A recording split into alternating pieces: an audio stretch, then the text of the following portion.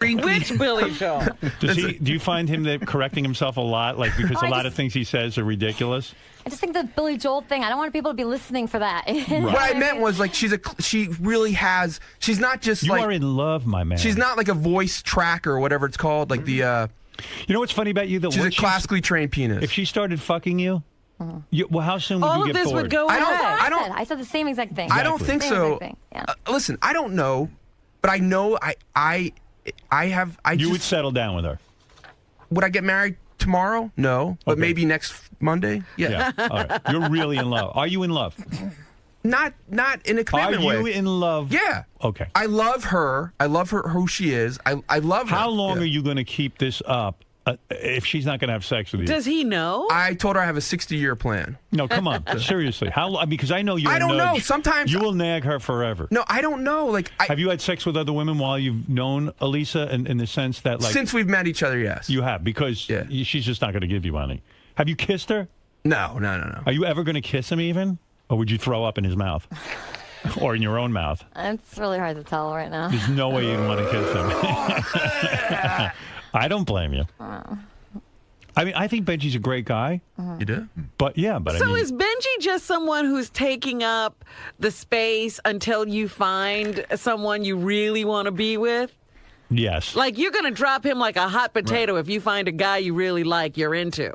You won't be Skyping him and keeping the line open. You won't have time for him. But the truth is, like, nobody would be a better boyfriend than Benji. Like, he's the best. I like, understand that, but you don't have a boyfriend right now. I know, yeah. But So Robin, the moment you get one, he's going to be in the way. Are you seeing anybody? No, just Benji. Just Benji. I think she's more worried about me dropping her. Really? Yeah. Why? Because maybe I won't keep up with it. Like, part of me, because I do get so sad sometimes. Right. Like when I get sad about it, it's horrible. How long have you two known each other now? 3 years? We didn't really. I don't remember. Like, we met this summer. Right.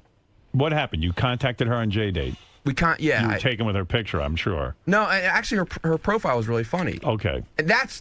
I mean, yeah, I know she's super hot, but it's her personality. So how did you wear her down even to have her meet you? I don't. Did you throw in the Howard Stern show stuff, or I mean, how'd you finally get her to meet you? We pretty quickly just said we were going to meet for dinner. Right. And so when you met him, were you like, oh shit? Did you see a picture of My him pictures first? are very good. No, his picture is amazing. It's That's really a problem. Good. You were attracted to his He had picture. a nice hat on. Right. He looked kind of cool. He did look cool in the he has great pictures. No, but you know, he was Could you just be your picture, Benji? Why don't you tape that picture over your head? no, when we met, I mean, it was kind of nice. He was so nervous. He was like so sweaty and like red. Like it was so he's cute. red. It was adorable. How can you not love him? I've seen that sweaty red look. There's nothing adorable We've seen it for about a it. long time. I don't know. So when you met him, you saw how sweaty and red he was, Yeah, but yeah. you thought it was cute. I did. I thought it was adorable. But you weren't attracted to him. No. Right. See, I told him. He sweats like a motherfucker. He's red all the time. I don't know if what's that called? Euthanasia or whatever it's called? Echinacea? I don't know. What euthanasia? I don't know. What are you talking What about? is it? Psoriasis. Psoriasis. But I'm good today. I'm pretty No, good. you're pretty calm today. Yeah. You're not that red. Yeah. But and so Benji prepared you for today's performance. Right. He was very nervous about it. He was making you nervous. Yeah. And he said, you got to get to sleep. So he put you on Ambien last night. Is that correct? Well, we were at dinner the other night, and he mentioned that I might need an Ambien to wake up early today. Right. And I actually, when we were at dinner, I had a date after the dinner. Wow. And then I was thinking, like, I don't know. Then I planned the date next door to where we were eating. Right. So Benji said he didn't know how long it would take to kick in the Ambien. So he took an Ambien, I took an Ambien. Right. Before your date? Before my date. And then I said, Benji, I'm really scared. I'm going to fall asleep on this date. Make sure nothing happens Oh, to me. he didn't want you on the date. Yeah, so he came No, on the that's date. not why. Oh, dude. No, I didn't know she had a Gave date. her an Ambien before the date? No, I didn't know she had a date. So what happened when you went on the date? You must have been exhausted. Well, I was on the date, and then Benji was like two tables down. Like, Watching the date? God. No, wait. She asked me to my come. God. Wait. Why would you go on her date? No, he was She great. begged me to come because she was scared to go. Why would you go? Because, okay. I asked him to, though. So was the guy a nice guy that you went on the I date? don't remember because I don't even remember what happened. Right, 'cause I was she's on falling asleep. Ambien. And I look in the corner and there's Benji and his head's down, he's sleeping. And then I don't even know what happened to my date. Then I go over to Benji. I think Benji, here's how Benji had it in his head, because I'm a dude. Ambien can get you a little bit horny. No, Howard. That's I what think, happened to me. I think he figured you go on Ambien. He's Since trying to drug her to get sex? Well, not drug her, but yeah. Okay, drug her. Like I've done that with Quaaludes with girls. I mean, people do it with alcohol. Yeah, I mean, I think he was hoping to loosen her up a little, and then she wouldn't know what she was doing. Because apparently I told him I wanted to hook up with him that night. But I didn't try anything. No. Because we fell asleep together at the bar, and she was looking at me, and she was like, turning her head back and forth. She was like, maybe I could hook up with you. I told you that got me back on waking up, but I was like, I didn't, of course I didn't do anything. But she's asked me, she was worried about getting up in time. Right. Well, here's. So can I you be give honest? a person an Ambien. Well, I told her not to take it. I said for me it might take like 2 hours for effect. For her it might take like 15 minutes. I said to wait till you get home. So you took the Ambien. You fell asleep during your date. Right. And that's it. So now you missed out on the date. The guy probably thought you were weird. Plus Definitely. you were He never with called me. Yeah, and you were with Benjy. Right. You got a I don't think he saw stalker. Benjy. Right. Benjy, I'm picking up the vibe that, she thinks you're a fun guy and everything, the way that she thinks some of her girlfriends are fun. But I think you're wasting your time here in terms of a romantic relationship, honestly. I get what you're saying if like my only goal is like it has to be her. But every time whenever I'm with her, I love being around her. Right. So I know it sounds real gay, but it's a joy to be around her. And I mean, you've done everything to impress her. You've even gotten her on the show. I mean, let's face it. I mean, if that doesn't work in terms of getting in her pants, or at least even feeling her up and making out with her, it's never going to happen. It's just not going to happen. We've even sort of jokingly, but sort of seriously talked about like, hey, we should move in together, get a bed with like a wall. And honestly, she would get married to me if it was like a non-sexual marriage almost. Great for you. Oh, that's what you want to be in, a non-sexual marriage. Well, soul-wise and brain-wise, I'm happy. I mean, she's real pretty. Certainly the prettiest girl you'd ever date. I've dated a lot of pretty girls. Pretty girls before. No, he's We've had pretty seen other girls. But not, Howard, every not time as good as this, though. All right. That blonde was pretty cute. Yeah, she was And real Sheila cute. and Tracy. Sheila was cute. But this one's a prize. And she was in a band that almost made, that made it without her, but she was in it. Well, let me hear some of this music, because he also says that she's so incredibly talented that the world should know her. Yes. And leave out Billy Joel, but it's like Katy Perry, Lady Gaga. This girl's the next one. Wow. All right. I need to hear this. Aren't you afraid by promoting her? Let's say she is the next I thought of Lady Gaga. exactly what you're saying. You're going to lose She's going her. to blow up today. Right. And she's going to probably go on a tour and everything. Yeah, maybe I will, but that's not, it doesn't matter. Right. Oh. I swear, every time she looks at you, it's almost like she's saying, why can't I convince myself to love this guy? I Good feel for lighting you. in here, though. He looks good right now. He looks good, right? Yeah. But you can't always depend on that lighting. Right. Can you carry that light we could around get that for the apartment. everywhere? TV, can you light Benji's apartment so he looks like this? Hey, he doesn't look bad sitting there at his job, right? Yeah, he looks pretty cool over there. Well, you know what it is? A guy's always sexier at his job. It's true. Stare at him, stand up and look at him a little bit so that you can see. Does he look It's a good presentation right now. right now, right? Problem is when he gets out of that seat, yeah. he looks kind of fucked up. He doesn't stay there all the time. Yeah.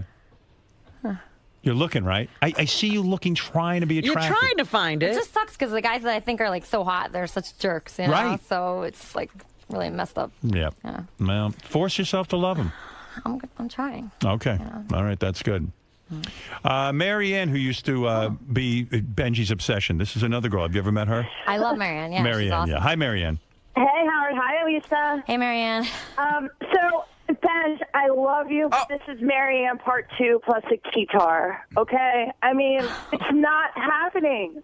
Right. Mary Ann, explain to him, why didn't you fuck Benji? He worked on you Okay. for years. Okay. He is so sweet. We're like best friends now. Like we go to each other's family holidays, but that's what I wanted the whole time. But it took years to get it to the point where he could just accept it as that.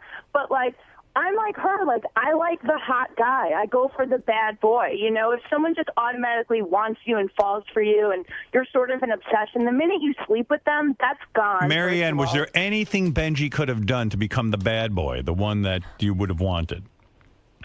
all. Oh, God. I don't think so. He's too sweet. Too sweet. All right. So if he even was a dickhead, but then he's got his looks to contend with, too. I mean, I think, did I try to do a makeover, Benj?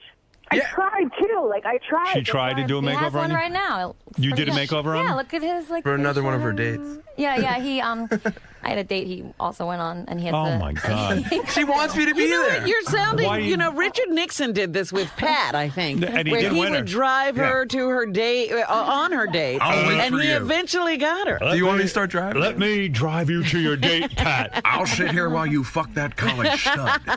I So, want to see Benji's heart yeah, broken. dude, this No, is a she's heartbreak. being- I'm very You're nice going, to Benji. She's dude, being completely you're honest to going, me. I know, but you're going on dates with her? Fucking No, man up. I didn't want to, but she begged me to. Dude, look at me. If a girl ever said to Dude. me, I've been in bad situations, but no girl's ever said to me, I want you to come on a She date with begged me to go, Let me so. tell you, I would never get into that. I know, and Wouldn't I happen. She begged I got me to too go. much pride. All right. I do And too. it's a little bit of an obsession. It is. You're obsessed with her. Do you think Benji likes to get with women? He sets himself up that women he can never attain, and that's his ultimate prize. No, that's just all Have you woman. ever seen her naked? Accidentally, not partially on Skype once. Is it awesome? She's beautiful. She's one of the. She's gorgeous. Yeah, of course. But I What didn't would see her you do to naked. her? She was What like in is her it bra. you tell her you would do to her when you're private? Because you've explained to her what it is you would do to her. What would you do to her? I would try to make her super, super happy every single day. Super wet. Happy. No, but sexually, what would you How do does to her? that happen? I'm not going to go into that now. Why? You told her. I don't know because that's not where we're at right Cunnilingus, now. right? That's your thing. In other words, I don't. Have you ever said to her, listen, let me just lick you down there and see if you can get into it? I'm going to try that later this week. Has he ever said that to you? Hasn't? I don't think so. Not He yet. said it to me. I can picture him doing that. Like going, listen, I'm telling you, if I lick you, you'll get turned on. Well, we Well, made he it. does Does what say he that said. to people. Well, I we think may he actually did say we that. may have had a did. conversation like that Undercover, he because said it. this is where the asexual thing comes from, and I don't believe that anymore completely. But like, Elisa is very like she's. I don't think she's. Have you ever had an orgasm with a guy? Yes, Benji. Oh, she told me no. Well, I mean, of course it's she just like- told you no. It's just, I don't want to really talk about that stuff like late night over Skype. And Oh, it's but just I don't want He to like wants to talk get- sexy, All right, so you know? I didn't know, but when I believed her. Do when you she jerk told me. off to her? No, I haven't You've jerked never off to her. closed your eyes and thought about her and jerked off? I really don't think I have. Lying. I'm saying I don't know why. I'm jerking off to her now. Why ain't you? I don't know. All right, I'm not. good. It's not. I don't know. I looked at her pictures. I think she's beautiful. Right. And I see her and I think she's beautiful. You used to But jerk off to Marianne, didn't you? I don't think. Oh, I man, get out I of know here. she's popped in my head, but I don't think. Like I've said before, like Not it's to hard completion. to compete with like Tube Galore and stuff. Those videos. Right. Let's go to Carlos. You're on the air. Go ahead, Carlos in the Bronx. Hey now. Hey, now. Benji, you're fucking delusional. This woman will not fuck you. She's not going to be with you. You're a nutbag. You're treating her like you treated that other girl when she was in the studio. You was staring at her like you wanted to freaking kill her and eat her up. And Yeah, she was isn't so Benji's uncomfortable. stare kind of creepy? This guy brings up a good point. Well, I that's mean, why I was saying, could he be star 80? Like, if Yeah. this girl, No. he stays in her life, she becomes, like I said, she becomes this regular obsession. All of a sudden, she's now with other guys and she wants to leave Benji alone. Is he going to lose it? Have your parents met Benji? Oh, your mom talked to him Well, on the he phone. asked my mom on the phone what blood type I was because he thought I don't know. Why would he ask that? He really thinks I'm this one blood type. I'm but, really into O negatives. yeah. I was like, I know she's an O negative. Was she an O negative? Her mom was, Her mom is. which is a He's rare so thing. So she excited. has the recessive genes for it, Yeah. which I like. Oh, my God. And I we could went tell out- she was. Bobby, go ahead in Nashville. You're on the air. Yeah, what's with this Marianne cock blocking? Give this guy some pussy, huh? Benji, What about it? Can you give him some give him pussy? the pony. Give him the horse cock rap. Let him horse fuck you one time. What? Let him horse fuck you? Yeah, you know the tape he made with the lady in the old folks. Oh, home? yes. Yeah. Yeah. All right, listen. I don't think she's ever going to horse fuck you. I don't even think she's going to kiss you. But that's my guess. And I think she's being honest with you. And I Absolutely. appreciate that. I Yeah. do. Now, Elisa is going to perform. Elisa Jordana is going to perform. Now, this is from your self-titled album. Yes. This song is called Fuck You, I'm Fine. There's Yes. profanity in this song. If any kids are at home, get them out of the room. What does this mean, fuck you, I'm fine? Just basically, it's just I wrote it so like girls, they think about guys like for a long time after you break up. Right. And, it just, I don't know, just like I wrote it and it came so naturally and it's just really how I feel. Right. So, it's just a song meaning no matter what happens to you, you're always yourself. I see. And, just stay strong and don't let anything get to you. And, Is she making her entire living from music still? Yeah, I mean, I put songs on like TV shows and commercials and movies. Yeah, so I make money doing that. And, other side jobs. I've got a production company. So you're in the music industry. Yeah. Yeah, you don't have to take a job like selling retail or clothing or something like that. You're actually making a living as a musician. Yeah. Which is great. Cool. Yeah, that's cool. Yeah, but Benjy needs you to hit it big time. I know. I have so much pressure now. It's like, I know. All right, so Benjy has instructed you. You're ready to perform now? Yeah. Right. He's almost like your manager over there. He really is. Yes. All right. Listen, do us a favor and give us a song. Okay. Give us Fuck You, I'm Fine. Maybe someone will hear it, and who knows, then you can find a real boyfriend and get rid of Benjy. Oh. Has he gone around and introduced her to any of the record people he knows? Yeah, we know record people. Benjy, why don't you try that? Maybe then she'll be attracted to you. No, I have. All right. Here we go. Yeah, take those off because you'll get confused otherwise. And let Scott the engineer help you. God help you. Is that guy hot? Are you attracted to Scott the engineer? I've won 4 Grammys. He's won Grammys. A little longer, to be attracted to somebody. Give her a microphone. Where is everybody? What is this? I can't hear her. Scott's mesmerized now. Yeah, He doesn't Scott- remember she needs a mic to talk. I think Scott likes you, too. I'd like to Skype you later. Can you Skype with Scott later after Benjy? You can watch me I do sleep have that like a hotel room, panda. Yes. Go ahead. Put those headphones on so you can hear us. All right. So here is Okay, here we Benjy's girlfriend that he wants. We said to Benjy, bring your girl in. Look at him. He's already giving everybody the eye. What are you doing? Now get ready for this. What are you doing over there, Benjy? She's told me she wanted to be able to see me when she played. Is that true? You want to see him? Sure. Sure. That's what She never said. I like looking in Benji's eyes. All right. Okay, so. Did you take piano lessons? Because you're good. I did, yeah. I used to play classical piano. It's more fun, writing your own songs. I think that's Absolutely. more fun. I know. I've written 2 hit songs. Oh, very nice. Good job. Thank you. Look at Benjy. Oh, my God. Look at him. Look at him. Like he See, I performed. told you. He did a good job. Song kind of reminds me of your situation with Benjy. It's Wasting like, all my time. I was like, why not look at Benjy when you sing this song? Get out of you're my not life. even my type. I mean, No, really. but that just shows that I went out with somebody that wasn't my type, and it ended up being my type, so you never know. Right, you never know. Benjy should hang in there with you. Well, listen, it's really wonderful to meet you, Elisa. I've heard so much about Hey, you. till Howard? I'm nauseous. Yeah. Yes. Would you want to, she has so many, would you want to hear 30 seconds of another song? Now, Benjy, look, listen. I like Elisa. I see why you like her. She's a very charming woman. But I'm going to have a talk with you. Okay. I don't know if you want to talk now, you want it on after she leaves or whatever. Could she put the song over But I'm going it, to or- spell it out for you. Yeah. I mean, it's fun. You're torturing yourself. Why? Okay. Why? Well, if She's- he wants to do this, why not let him go? Hey, listen. Play out the thread. He's a 50-something-year-old man. 50? He can certainly Oh, do my whatever God. he wants. What? Yeah, you didn't know that? Who? Benjy. How old are you? 62. 40s. I'm joking. He's in his okay, 40s. okay. I'm joking. I'm joking. I was making a joke because he gets uptight. No, what I'm saying is, you're a big boy. You can do what you want. Yeah.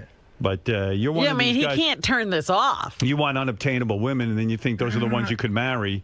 That's not true. She's unobtainable. For You're you. not getting her. Yeah. Listen, that's what which is cool. I You- could get her in 10 minutes. Okay. You understand? Okay. She's not for you. The only reason I can get her is because of who I am. All right. She's out of your league. That's true. Am I right or am I wrong? She's arguing over there. I just want to say one thing. It's not like that, because especially understand. of who you are, you have to make sure the guy really likes you, and he's, I it's hear like you. I hear you.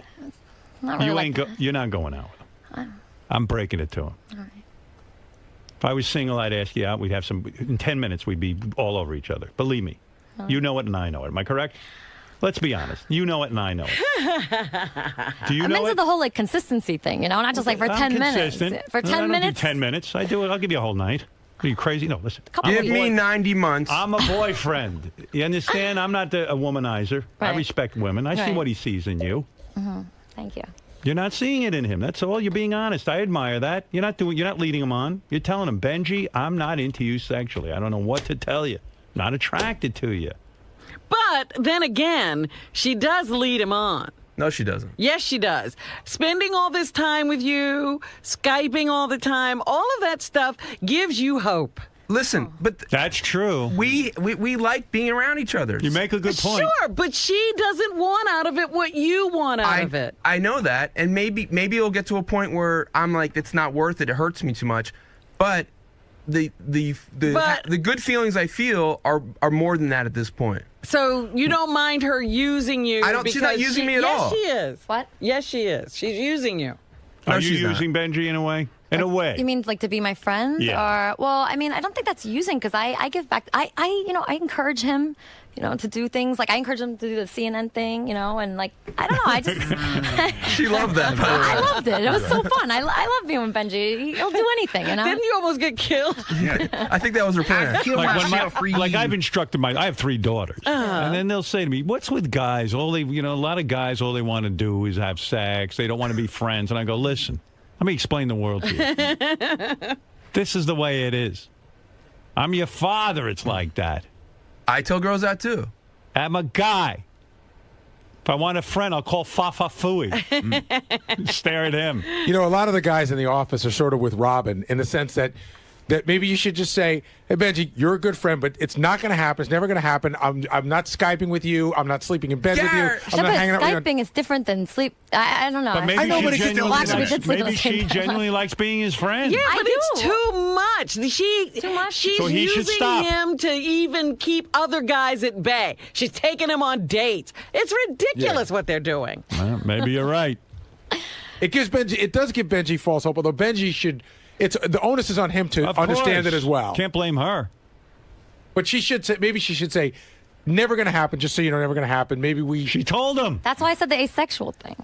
And Yeah, by the but way, then she gives him the little, maybe I saw it the other night Right. for a second. Isn't she even that beautiful? song sort of Look says, at her. "Hey, I was with a guy I didn't she's like." a very pretty girl. There's Yeah. no question.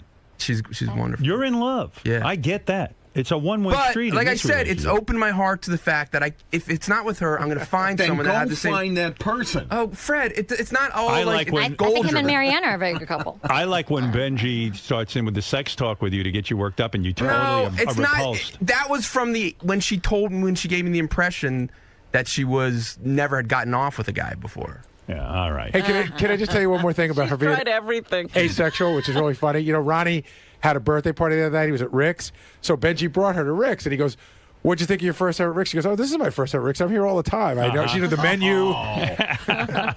You go to Rick's a lot? And it's a fun place. They have good food. Do you Lobster. ever make out with the girls or anything? No. Once in a while for fun, like touch the titties and they touch yours? No, not really. Why? I don't really want Do that. the girls come on to you a little bit? I like talking to them. I mean, they're very Right. friendly. Do they ever like try to kiss you? They try to grab me. I mean, if they do that, that's like nothing. I'll let them do that. Do you ever Skype with them? No, I mean, they're not. You ever as been good with a girl conversations. sexually? That's something you know. Just What? trying to think. It might have been a long time ago. You might have tried. All right, so you have. So you'd rather be with a girl than Benjy. Depends what girl. All right, there you go. So there it is. She's even picky with the I'll girl. get a sex change for her. Well, look, what am I going to tell you? I wish you luck. Elisa Thank you. Jordana.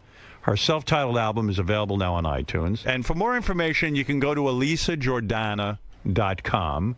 And Elisa has a lot of information about herself there, I guess, right? How you get in contact, how you can give her a record contract, too. My email's on there. You wouldn't mind that. That'll be fun. And listen, that's it. I mean, there's a lot of people on the phone who basically want to advise Benjy. I'll let a couple of them through, and then we'll end this. Tom, go ahead. Yeah, Benjy, you're totally wasting your time, dude. I was with a girl I did the same thing with, got with her. Was 5 years later, she's gone. Big waste of my time. Did you have a nice time for a couple years? Yeah, but I got to tell you, before I was famous, I knew. Listen, I was in the same boat you were. Look at my face. You understand? But you didn't go this way. Robin, I'll tell you what. I always had my dignity. There were girls I liked, and there were girls I would hang around and see if something could happen. Mm-hmm. But if it didn't happen within 2 to 3 days. Wow. 2 to 3 days. 2 to 3 days. If there was, I could tell if a girl's into me or not. If it didn't happen, that was it. Goodbye. On to the next situation. Take Howard's advice, Benj. Listen. Hey, I'm not It's a one-way dating. street. I'm dating chicks right now. All right, So okay. This is someone I love being with. But this might keep you from having intimacy. It might. With other women who actually are into you. It might. And then if how long before she says fuck you, I'm fine. Let's be honest. Aw. All right. Well, Elisa, thank you. Thank you for having me. And good luck with the career. Sure, don't have 20 seconds of another song. Why? It's okay, Benjy. It's so he's in love. He wants to hear you play every second. I know. But like 10 seconds of another song, it's so good. You do any covers? No, not really. You don't like anyone else? Sometimes, like sometimes it's more, yeah. Right. You just got to hear 20 seconds of This Town. Oh. Why didn't you tell her to do This Town if that's the better song? I don't know. I was too mesmerized. All right, do 20 seconds of This Town. Okay. All right, Benji's going to have a fit. And I got to sit here with him. You don't. He's got time bomb. Look at you. Yeah. You fucking He's grinning at everybody in the room. It's like you can't even look at him while she's playing. He's turning beat red. Yeah. There's that blotchiness that Elisa that talks brings about. her so much closer to him. I have a mood face. Wow, you're in love, dude. Look at you. Well, it's nice to see Benjy in love. Wow, he's in love. Let him down gently. That's all I can tell you. All right, go ahead. Yeah, I know. All right, listen, Robin. You know, Howard. Enough of Benji's. She has another song. That's kind of okay, stop it. Stop it already. Enough. Oh, man. What do you say to him, Fred? I say, you know what? She's a really nice gal, but Benjy, don't waste your energy. If there's someone that you want to find to share your life with, she's not the one.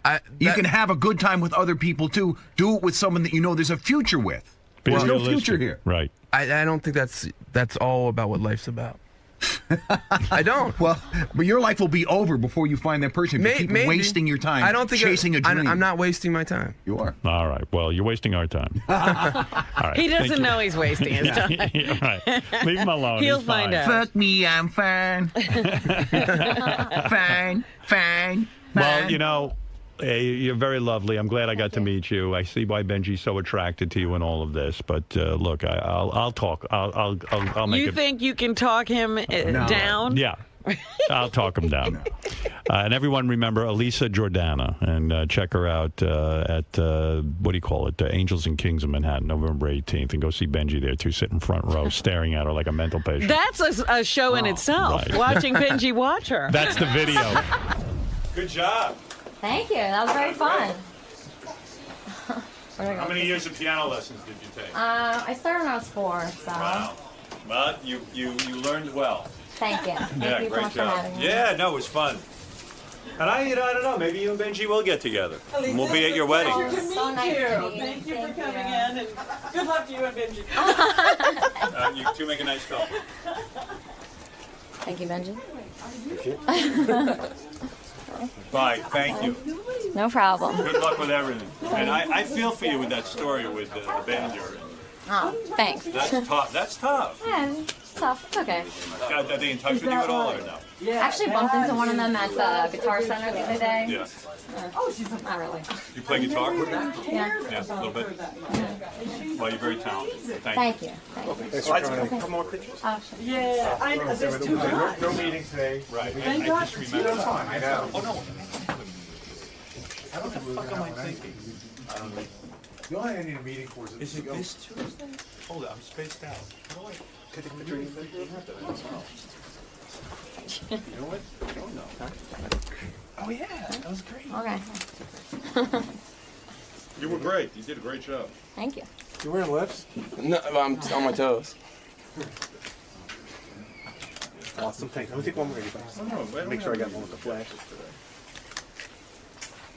We don't really. I said that. It's like next week or something. We don't really need a meeting, Okay. except at some point we do. In the next 3 weeks, we have to figure out what these sound bites are that we're going to put up. Should I put up a note and start collecting some ideas? Yeah. Yeah, that would help. Thank you. But, yeah, Went so because fast. we need some real killer ones. Really do. Stuff, and you know, Richard Salad.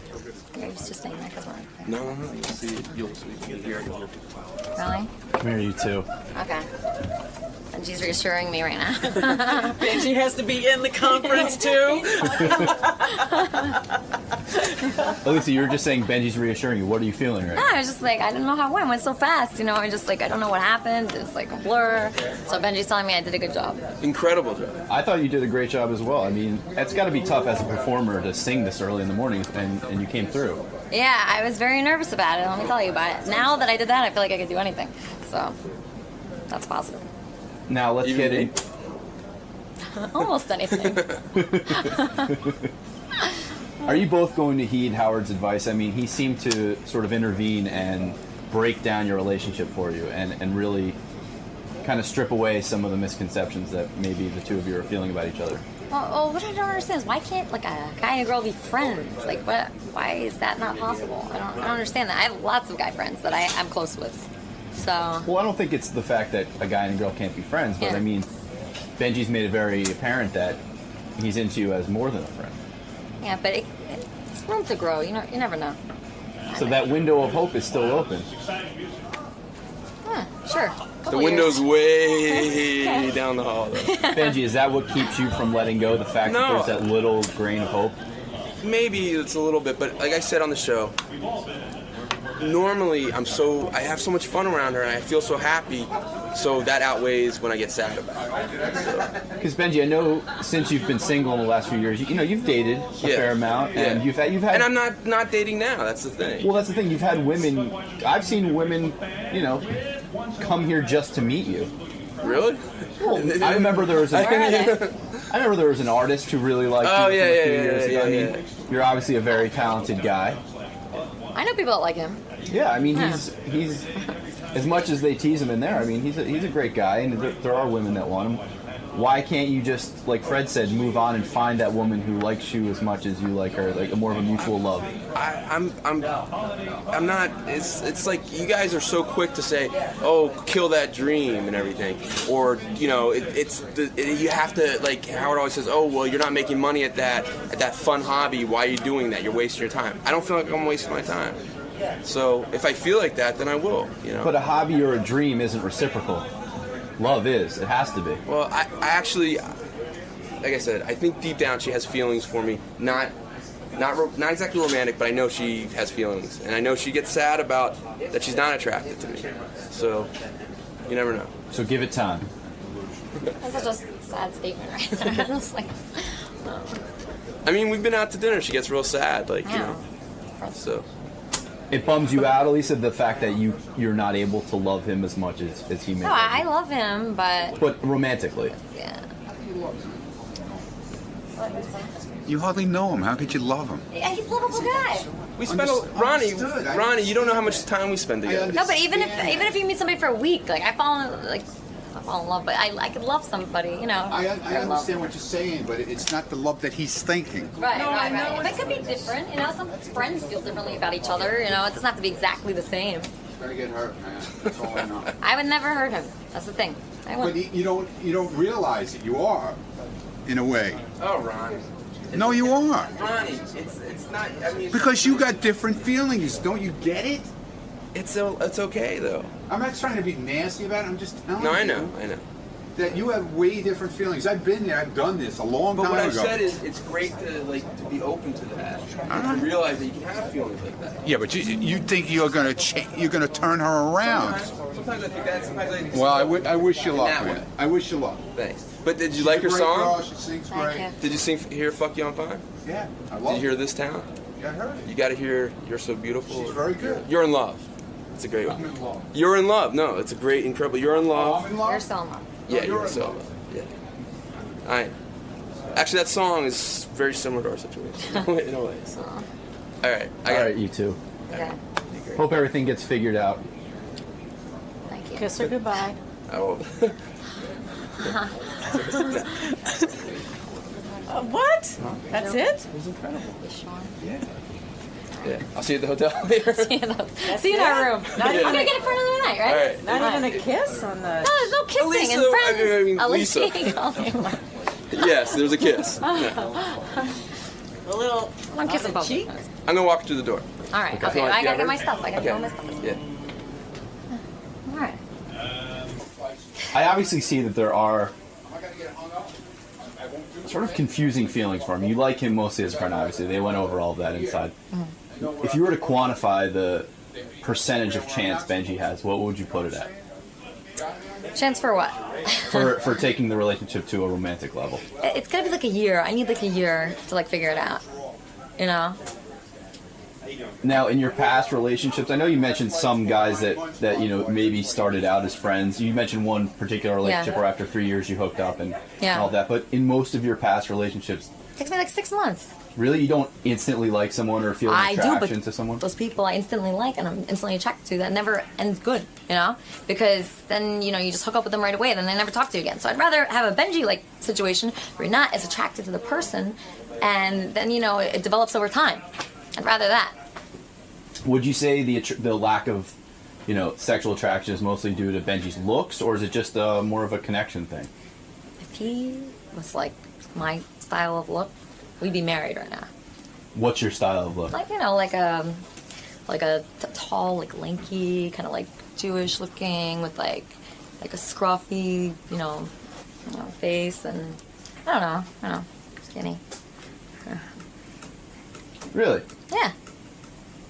So he just needs to grow a little bit, lose some weight, and not shave as No, much. but I could learn to love Benjy. Just give me a year. Have me back in a year, and we'll see what happens. All right, I'll remember this. Yeah. All right. Thank you. Thanks for coming by, Lisa. No problem. Nice meeting you. Nice to meet you. Benj, do you think that today's segment made you look at her in a different light? That with all of your friends and coworkers, It made me a little sad. Like I did get a little sad during it, because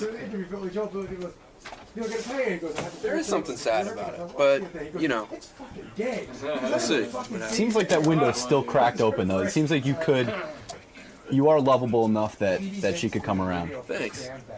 But the fact that she's Tell her not that. instantly attracted to you, does that make you think that it might be a 'cause I don't- disingenuous thing with No. Because I think to me, like looks are important to me, but I think that's the least important thing of a connection. Although I have to say, I don't necessarily see Benjy hanging out with people who are not that attractive, who might be musically talented as well, and he's not Skyping them, and he's not hanging out with them or going on dates with them. I'm very attracted to her looks. That's no question. But what I'm saying is, I say for me, a look has to meet a certain criteria, and then once it's beyond that, it's the personality is much more important. Like, The initial attraction is based on physicality, but then once it gets what I'm saying is it has to meet that. The threshold of looks to me is lower than the threshold of personality. You're like Herman Cain explaining his view on abortion. What if she comes to you and says, "Look, Benj, you've been thinking about it. I do love you. Want to be in a relationship with you. Get into bed with her. She looks great and everything. I've worried about that. Now you have sex with her, and it's not horrible, but it's not. I know it's not. It's not that wild. It's like not like. It's like she lets you put it in. You fuck her in 2 seconds. I've thought of that. That's why. I mean, it's completely possible. I mean, I would. No, but it's possible that you'd be willing to put up with that because you love her. He would. I don't know. Why That's not? hard. Like, But I do. I always say to her like, thing. it's not like like I said, we joked about like we can date and not have sex, and like be married and not have sex. And I can have sex with other girls and stuff. So. I like how you're buying into sex is not the thing. Sex is the thing. No, it's not. No, I'm saying, what if it's sexual, but it's not great? I'm saying he's saying sex is not the thing, but I'm saying standing over here, No, but sex it is, but it's not the only really not, thing with Garrett. him. He's saying. So I'm saying, what if the sex was not great, but it was passable? That's interesting. Like I don't. Passable. What if it just sucked? Well, Have you ever been with a passable. girl that sucks? Yeah. Oh, it's awful. A ton of times. You just get the fuck out. I don't know. Really, I like the emotional. And what is your debt? What? I will tell you. Hey now. Posing some tough questions to Benjy. I said to Benjy, I said, what if this Elisa turns to you and says, okay, Benjy. I gave him a theoretical, hypothetical situation. Okay. Benjy is cockstrong. I said, Benjy, let's say Elisa, for some reason, has a change of heart. She says, look, Benjy, now This I is feel... it. I love you. I love you and I feel sexual toward you. He goes, okay. So they get into bed, they have sex, and the sex is okay. In other words, it's not the best sex you ever had, but it's passable. It's like okay, whatever that definition is. Would you just move on and say, this is not the girl for me? Or could you just like say, you know what, she's so great in so many areas that the sex doesn't have to be the thing? Mediocre sex is okay. Well, I've never been with a hot girl and the sex was bad. Because I think if I'm attracted to her, I like it so much, it's good. I've been the opposite, where a girl is not incredible looking or not as hot, but it's like, holy shit. Like this is like something's amazing about the physical connection. If it was passable, at least the way I feel now, if it wasn't the best sex of my life, right. But it was like, yeah, like normal, nice, and You could put up with that the rest of your life? I feel like I could right now, but that's why you date a little bit and see what happens. Mm-hmm. Like to me, Gary said he's been with chicks who have bad sex. I said, what is your definition of bad sex with a woman? Like, what is bad sex? And he goes, well, she had a hairy belly. I go, no. That's a physical. That's a physical thing. I mean, what is bad sex with a woman? To me, it's if a girl doesn't enjoy it. Which I mean, if you think that she really is not into it, right? That's the worst. Yeah. Yeah, I've been there where I feel like it's just kind of a dud. Yeah. And that's the worst. I wouldn't stay with a girl like that for 2 seconds. But what, let's say it's passable. Like, what is passable sex? What's passable? Or what's bad sex to you? Well, bad, like the chick that I was with in college, she was like, she was doing her own thing. I can't explain it. She wasn't with you at all. Yeah, she was like doing her own thing. She was like just trying to get off, but not necessarily being with me. Right. And it was sort of like, she was like in this whole other place. It was just like, and it wasn't like some chick I picked up. You know what I mean? We were like a couple, but she was like doing her own thing. And she was sort of like, I don't know, a little, she felt a little funny. She felt funny. What, yeah. She was like, a pussy was too big? Sorta. And what is it, and what do you mean she's doing her own thing? I can't explain it, but there was no connection when we were having sex. You know what I mean? Right. No connection whatsoever. It was like, she was like in a different place just trying to get off as opposed to like being with me. I see. That's bad sex. It was to me. We did it a couple of times and I said, this isn't working. We were dating. Like I wasn't in love with her. I liked her. And I was like, this is bad sex. I'm just going to not do this anymore. Move on. Yeah, move on. And she was hot? Like you found her really hot? I was attracted to her. Yeah. So you would stay with her if the sex was bad? If the sex was bad, that I didn't enjoy that aspect of my life, I don't know. Right. I mean, yeah. Right now, I just, yeah. Have you had bad sex with a guy, Robin? Oh, yeah. And is the sex bad because he comes too fast? No, it has nothing to do with that. It's like, if I'm not into the guy, I don't care what he's doing. You mean you thought you were into him, you get into bed with him. You're sort of like, I'm on the fence about this. Right, let me see what happens. And you try it out. Yeah. And then you go, oh my God, this is as bad as I thought it would be. Okay. But you go through with it because you don't want to be rude. Well, you try to get through it. Right. Yeah. Good for you. You're You special. almost feel like you started this. You might as well finish. Right. I'm not going to be a complete asshole here and kick you out. Yeah, I don't want to tell this person that I'm having a miserable time. Right. Fuck me, Robin. I'm coming. All right, Robin. What else is in the news? Let everything hang out. I'm just thinking of you in bed with a guy you're not that into. And he's fucking you, and you just can't wait for him to get out. Let her go fuck me. This guy was trying to impress me. Right. And he's like doing all kinds of tricks. What kind of tricks? I don't know. Just, you want to keep changing positions. I know. All that stuff you do if you're really into it. Go ahead and fuck now. And I just said, could you just finish? Did you say that? Ay vey. Because I just couldn't stand it anymore. Let it feel good. Go ahead and fuck it now. And later he was like, no girl has ever said You're gonna fuck me hard. They were probably thinking it. Oh my goodness. Fuck yes. Gary, you've seen Benjy since he was a young intern who occasionally... I saw him when he was a young intern, when he first got to me when he was 32. When he was a young puppy. I mean, you've seen him go through all types of phases, even wearing forms of African garb and, That's true. and such. Now, he's a little bit more mature, but he's just hasn't nailed down this women thing.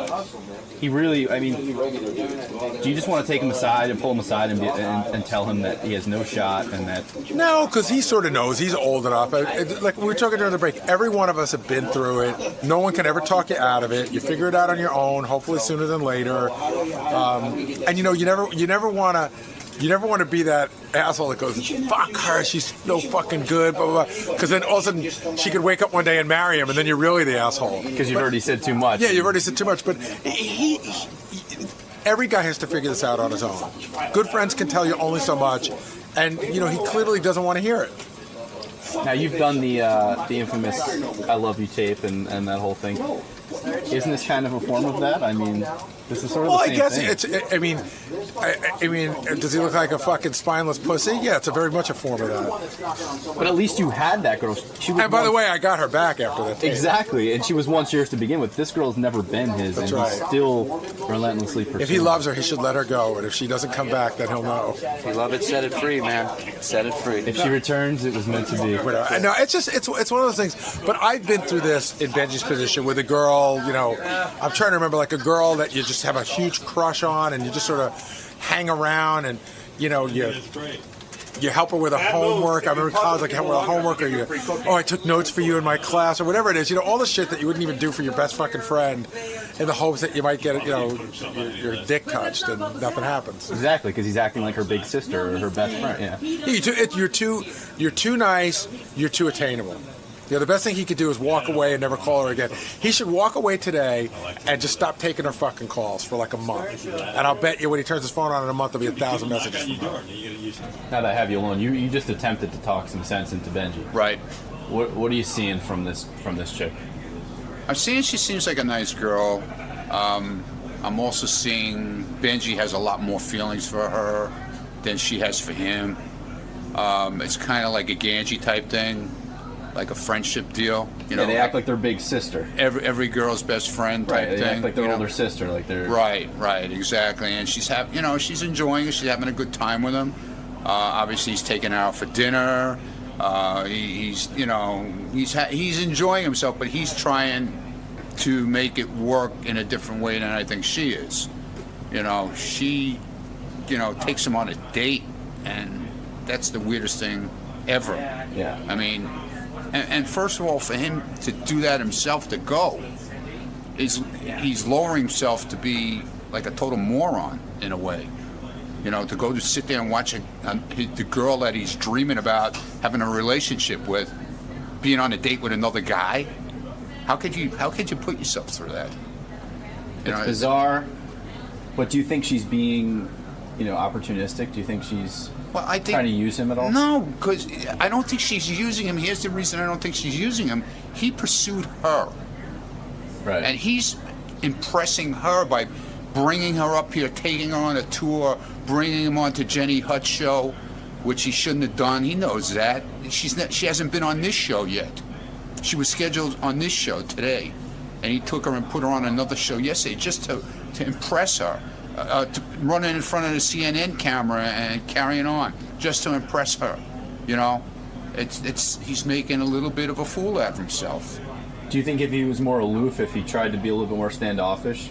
I think if he tried to be a little more bad boy type, I think that's what she's more into. More than like the guy who's sweet. Because that's what she kept saying. He's too sweet. He's too sweet. He's sweet. Marianne said the same thing. A little more skull and crossbones, a little less being overalls. Every girl's best friend. Right. You know what I'm saying? Right. Like, hey, you don't want to hang out with me? Fuck you. I'll find someone else. Yeah, exactly. Now let me put some mambo on and get out of here. Yeah, little spray and on your way. I hear you, man. That's good advice. Hopefully he'll listen to. He's not going to listen. That's the problem. Benjy does not listen. He's got to find out the hard way for himself. And unfortunately, he's going to get his heart broken, probably. Feel bad for him. What do you think? You think Benjy's going to... He's going to get hurt. He's going to hurt himself. He's actually going to hurt himself. The day of the staff reaction on this, the question is he blinded by the camera, or is she using it? No. She's not using it. She's being upfront, though. Yeah. She's saying, I'm not into you. But she's an idiot. No, but she's not using him because the fact is, he brought her here. Right. She's not using him. He brought her to Jenny's show last night here. He brought her all around here. He's like a yenta. You know what it is? He's trying to impress her, but it's not going to work that way. When a guy knows the chick's out of his league, he goes everywhere. Right. I love this system. He's got so many issues. It's not going to work that way. You guys ought to do an intervention. Oh, please. I try to talk to him. He won't listen. You know, Benjy never listens to He's anything. cocksure. What did Casey say? Cockstraw. We're getting ready for your girl coming in. Your girlfriend's coming in. You excited? I'm very excited. Okay, so you might tape her sound check. Oh, Jordana. Jorda. You're gonna check. You're gonna do her sound check. You record it, or we'll have someone record you. Right. Sound check. What are you doing this for? What do you mean? This isn't usually the norm. Like people come in the morning of and rehearse, like all the big names and stuff. And that's not true. We have a lot of people do sound checks. Yeah. I know, like, no, she's just more comfortable. It's like her first time. She's nervous. Yeah. And it makes, it's like if you were the first time you're ever using a camera, you might want to try it out for a second first. Why doesn't she come in with her people? She doesn't have people. You're her people. Well, I mean, she will have people. All right. Okay. We'll take care of it. All right, you'll let us know. So all you gotta do, Benj, is that's it. It's the button right over here. See? Yeah. That's you turn it on. Show me. We're gonna do the whole thing. That's stop and start, right? Whoever's doing it, record, and the numbers are moving. Okay. So. Yeah, you could. Yeah, just hit it again. But make sure you always want to make sure the numbers are moving here. Okay. Matt, do you know where a battery for this is? A fresh one. Behind that rack. All right. This rack. Now, is that better than an iPhone? What? To record on that. Is that easier for you? Yeah, this will be much easier for us. All right. All right.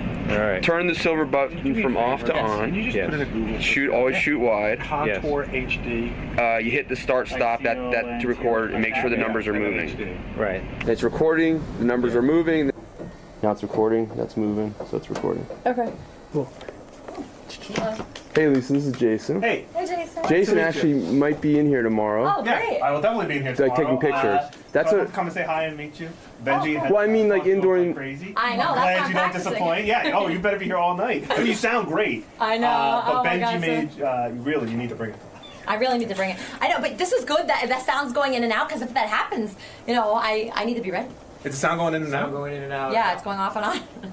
Just right now? That might be the before wireless. it's playing.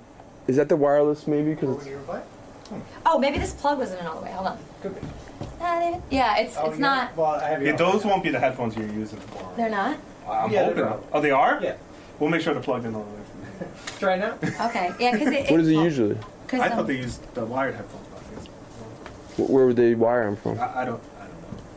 Because, yeah, it was going like in and out. So. Continuously? Yeah. Like off and on? You know what? The batteries probably need to be replaced in that, Oh. which they usually do every morning. So we'll make I mean, I'll remind Scott tomorrow morning to triple check that. Yeah. Thank you. But you sound great. I'm excited. It's gonna be awesome. I'm really excited. Oh, cool, cool. I read your notes. Very good stuff. So it should be awesome. But Benjy, it's all about Benjy. Interesting. Thanks, man. Yeah, Benji's a star. Benjy's the star. Cool. All right. Well, have fun. Good song.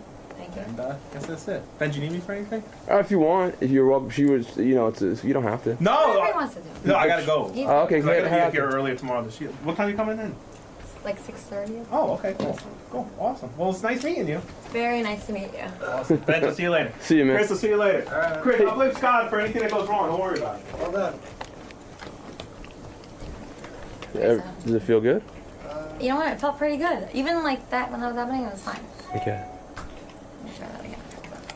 I should do it again, right? A lot of time. As much as you want, I'm cool. Do you want anyone else in here like to watch? To help? Let me get a little headphone function here. I want you out. It's just recording now. Okay. So this is my friend Elisa. You can say hi. Hello. She's doing a sound check. She has a lot of experience as a musician, but this is the first time she'll be playing like solo with spotlighted on the radio. So she's very nervous, even though she's very talented, and she wants to practice as much as possible. And that's Chris is setting up the sound. Chris Gibbons, who's often mentioned on the show. And go for it. Okay. I'm Benjy. This is Sarah's filming.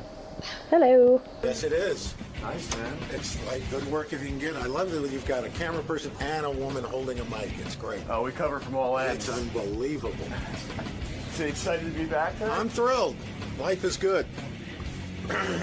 Life's good when you're Al Roker, right? Life's good if you're above ground. That's what. That's the deal, you know. That's what my grandmother always said. She's not in the obituary. She makes breakfast. Excellent. Unfortunately, she was in the obituaries a couple of years ago. But there you go. All right, Al. We'll see you in there. All right. I know that Al Roker is going to stop by later. Not much later, probably about 10 minutes. He's got a few minutes to come in and talk to us. I always like to talk to Al Roker, a guy who's successful on television. The kind of success you want, where you don't really have to be controversial and you just make a lot of money. How much do you think a guy that makes being on the Today Show doing the weather? It's got to be high six figures, I bet. Maybe even high seven. 6 figures? Al Roker or a regular guy? Al Roker. Al Roker. Oh, he's making big money. I bet he makes 7 figures a year. Wow. He's Al Roker. Al Roker. I'm going to ask him how much he makes and to go over his whole last 10-year tax returns and see what he's doing. I'm sure he's quite comfortable. The thing is that Al Roker's got, I would say he's probably making 7 figures, and guy doesn't appear to have any from Willard Scott. He's a big name in weather. I've checked a couple of sources. The rumor is he makes $1.5 million, but I think that's low. I don't know, $1.5 million, that's a lot of money, and then he gets to go out and do, because he's not a reporter, he can go out and do like the Family Feud thing and all that. That's probably why he does it. Yeah. He only has what? The weatherman is not on that much. I wonder if he has any demons, I mean, like, he doesn't seem I mean, the food thing, he doesn't have exactly under control, because since he got that gastric bypass, he's gained back 30 pounds. That's got to be his biggest nightmare, that he's going to gain back the weight. What an awful thing that would be for, like, your psyche. You get that operation. And aren't weight gains usually a result of, like, some sort of emotional upheaval? Well, Randy Jackson on American Idol, who had the same operation, looks like he's gaining all his weight back. Yeah, because it doesn't fix that. Well, Fred points out that the weight is just a symptom of something else. Right. Don't look at the weight and say that's the demon. The demon is causing the weight gain. What is that? So what's the demon is what I'm asking. What's he got to eat for? What's his demon? He ain't hungry. I don't know. Yeah. And he's more than a weather guy too. He's like a personality, he's but I don't know, $1.5 million, that's a lot of money. You get jaded. That's a lot of fucking But that's money. network. Yeah. Eric, you're on the air in Hoboken. I'll take a couple of calls. Go ahead. Good morning, King Schmaltz. Oh, thank you. Yes. Did you go by the name King Schmaltz, or was that just the name No, of the that was show? the name of the show, but to be called King Schmaltz is a very big honor. Thank you. So, have you ever been with a girl, Howard, really Yes. hot, heavy into it? And, Artie, you can try to answer this question, too. Really hot and heavy into it, you got to get in, if you know what I mean. And she says, listen, I have herpes. Right then? Right, oh yeah, I mean, she's doing the right thing. She's not keeping it quiet. Right, she's telling you the truth. Yeah, but my point is, like, you're almost at the point of, Right. and then she goes, hold it. She could have brought that up at dinner. Well, that's very sweet of her, actually. But go ahead. What is your question? The question is, have you ever, said, fuck it, just, let me fuck her anyway? Without protection, you're saying? Did you fuck With her or with? Did you we fuck know her you- with protection or without? It doesn't matter. All right. Okay. Al Roker's here. I know we Well, only have maybe a few we'll minutes. ask him about this. It's here already? All right. I'll ask Al Roker if you'd like me to. Well, I had a chick who gave me, I got chlamydia once. And, well, Al's thank here. you, I Al. don't know if you want to talk about your chlamydia. Oh. Hey, Al. Good morning. Al, have you ever had chlamydia? No, I haven't. You haven't? Hey, good to see you. Al, you're just in time. I had chlamydia once. Artie was about to... on the book. Oh, By the way. Al. Thank you very much. Sorry, sir. Al, we're talking about... did you read Artie's book, or you just know about it? No, I read it. You read it? Yeah. Oh, wow. Thank you. Al, No wonder he's depressed. Yeah. I know. I thought, wow, there's the feel-bad book of the year. I think he's happy he's not me. When you read this, did you get depressed? Honestly, I mean, it's a depressing book, right? Actually, I was feeling a little bad before I read it. And then I thought, what the heck? No, life's okay. Too fat to fish. We will push you over the edge. As long as I'm not dead, I'm doing better than this guy. Whatever your problems are, they're not as bad as his. You could put Dr. Phil off the air. Just, read Artie's book, and everything's okay. Well, thank you, Al. Have you ever? It's a cure-all. Have you ever? You were just about to have sex with a woman. You're about to get inside of her. Have you ever been in a position where the woman would turn to you? Yeah. And then say, "Look, I have an STD. I have herpes, or something like that." Has this ever happened? It has not. It me neither. No, I did get a little nervous when I had an easy pass, but other than that, it's no. It's better than a woman saying, I have a penis. Did you have? Well, we've all been there. Did you have a period of time in your career where you were, I'm going back now, before you were married, right? that you got to have a lot of fun because you're the weatherman on the Today Show? In other words, is it that kind of... because you're the weatherman. No, it's not what you. That's people, not a sexy. They're not going. Oh, you are the weatherman. No, that's not true. Because any guy who has a high-profile job, and we just figured you're good for 7 figures. We figured about you're a millionaire, right? He laughs at you. It's 8 figures. No. You're mistaking me for Katie Couric. No. Are you not? Are you not a millionaire? No. Is that outta true? here, Al. I don't know. What's a millionaire? I don't know. Are you worth? Is your net your assets? I mean, let's take your house out of it. Okay. Could you get your hands on $1 million cash? Yeah, with a mask and a gun? No, I mean, come on. You wouldn't do that. Who knows? You read Artie's book and you think, what the heck? We read that you make $1.5 million a year, minimally. Now, maybe it's more, but this was old information. I have no idea. And that would make sense to me. That you make $1.5 million at least a year because you're on a network show that's very successful. You're very high profile. Right. It's a $1 million contract. It's $1 a year for 1 million years. No, it's no. Look, it's I get paid very fairly by NBC. Right. And that's how often do you negotiate your contract? Every 5 years? Yeah, just about. Yeah. And do they when you sit down? What is the bargaining chip? I mean, do you have other offers from ABC and CBS? Is that the way it goes? I don't play those games. It's like, look, do you want us to do a deal? Let's do a deal. You never say to them, listen, I'm sure CBS has come to you at one point and said, we need a little magic from the Today Show. You've taken meetings, haven't you? No, I don't do that. You never took a meeting with the... I had a meeting once with Mel Karmazin when he was at CBS, just to say hello. Right. But that's because I just found him an interesting guy. So the negotiation goes, hey, NBC says I'm not even in the room. I don't even go. No, but NBC says, here's what we're going to pay you, and you put up with it, or do you ever argue Things the go point? back and forth. They do. Sure. Okay. Come on. It's you a try to negotiation. get something. Of course. So a box of Ritz crackers, something. But women are attracted to a successful man, and I would imagine that just being on television, having a high-profile career, you get invited to a lot of things. You have friends that are celebrities. I get invited. We don't go out that much. I mean, understood. But I'm talking about there had to be a period when of you time. were single. But you got to remember, when I was single, I wasn't on the Today Show. Oh no? Yeah, I was doing local news. So. Was it a mind-blowing dream for you when Willard Scott? I mean, there was a point where Willard Scott looked like he'd be there for the next million years. When Willard Scott started to slow down, they started to determine that he wasn't as hot as he used to be. Actually, and this is a true story. Yeah. Willard was the one who decided he wanted to step back. Is he still alive? Yeah, he's on the Today Show twice a week. Is he? Yeah, I don't get to watch it. Yeah, I know. That's right. Yeah, you don't have, I'm here. We're all the day. monitors. Why aren't you watching TV? We should be. Come on. But Willard is still around. Yeah, he does the 100-year-old birthdays, twice a week. But it was a dream come true when you got that gig. That's the gig of a lifetime. Oh yeah. I mean, look, when I got to New York, and you remember because we had WNBC and Robin. When I got to do weekends at WNBC, right. I thought, you know what? This is the greatest. Maybe Frank Field might leave in 4 or 5 years, and I might get the early show during the week. So. God's honest truth, the Today Show wasn't even on my radar. Right, you didn't say, "Oh, this is my ambition." Yeah, please. You were just happy to. I was so thrilled the first time because I don't know if you remember Live at 5. Don Pardo would be there, doing the announcing. Yeah. And the first time he said, "Al Roker with the women," I thought, "This is it." How did you get that job? I mean, was your ambition to be a newsman? No, my ambition. To be perfectly honest, I did not plan to be on TV. I really didn't. I was going to be a producer or a director, something like that, a writer.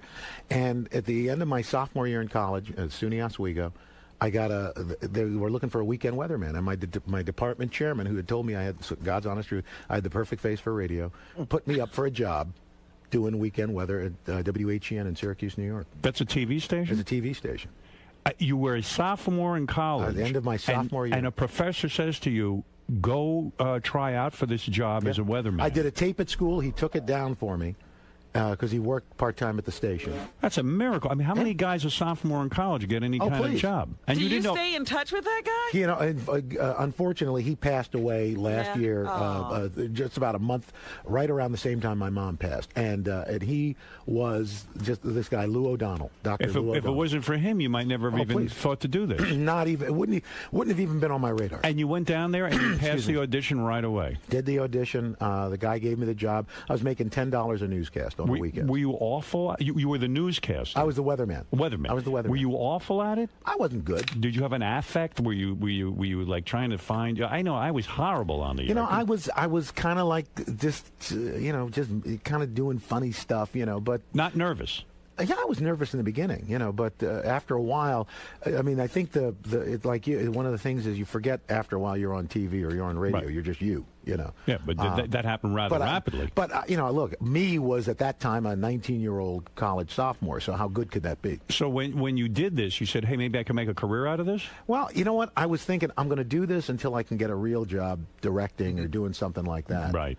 And then I got a job in Washington, D.C., which is where I right out of Syracuse. Yeah, you sent the tape? 6 months after I graduated.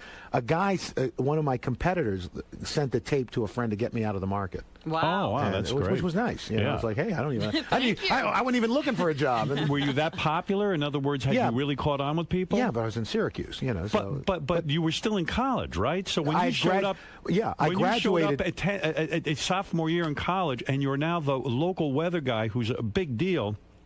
You weren't getting tons of women? You're you know on what? Because nobody watched, none of the college students, nobody watched TV. Yeah, but that's big news. Yeah, but they didn't. There's no sophomore that gets a job like that. Nobody cared. Nobody cared. I wasn't a jock. I was driving down 40 miles down to Syracuse doing my thing. Were you struggling with your weight at that point? Oh yeah, always your whole life. Always my whole life. Were you obese as a child? You know what? It's funny.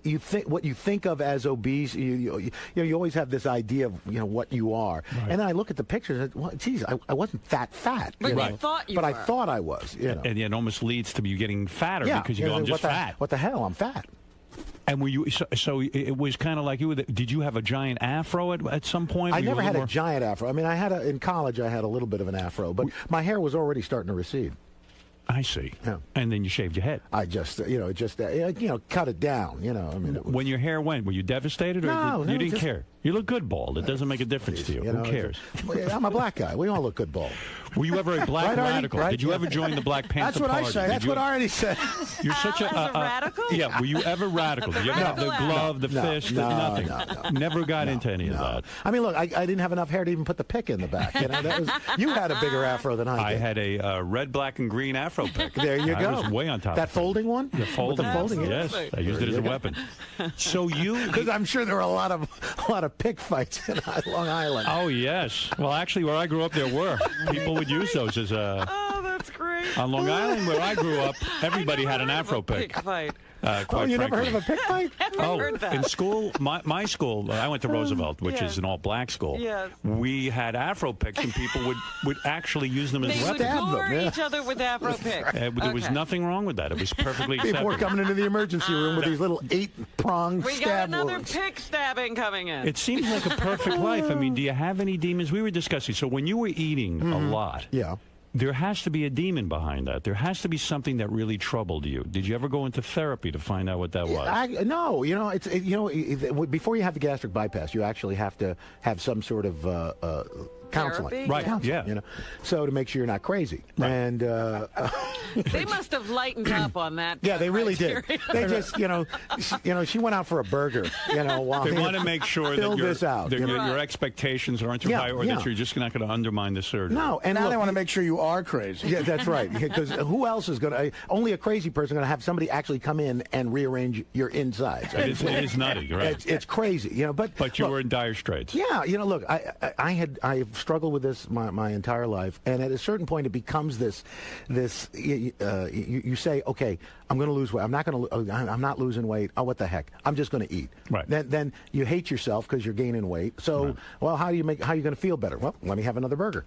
You gained 30 pounds from your original gastric bypass, which was 7 years ago. Did that scare the hell out of you? No, actually, because look, I've got this range where I am now. I'm never going to be, back where I was.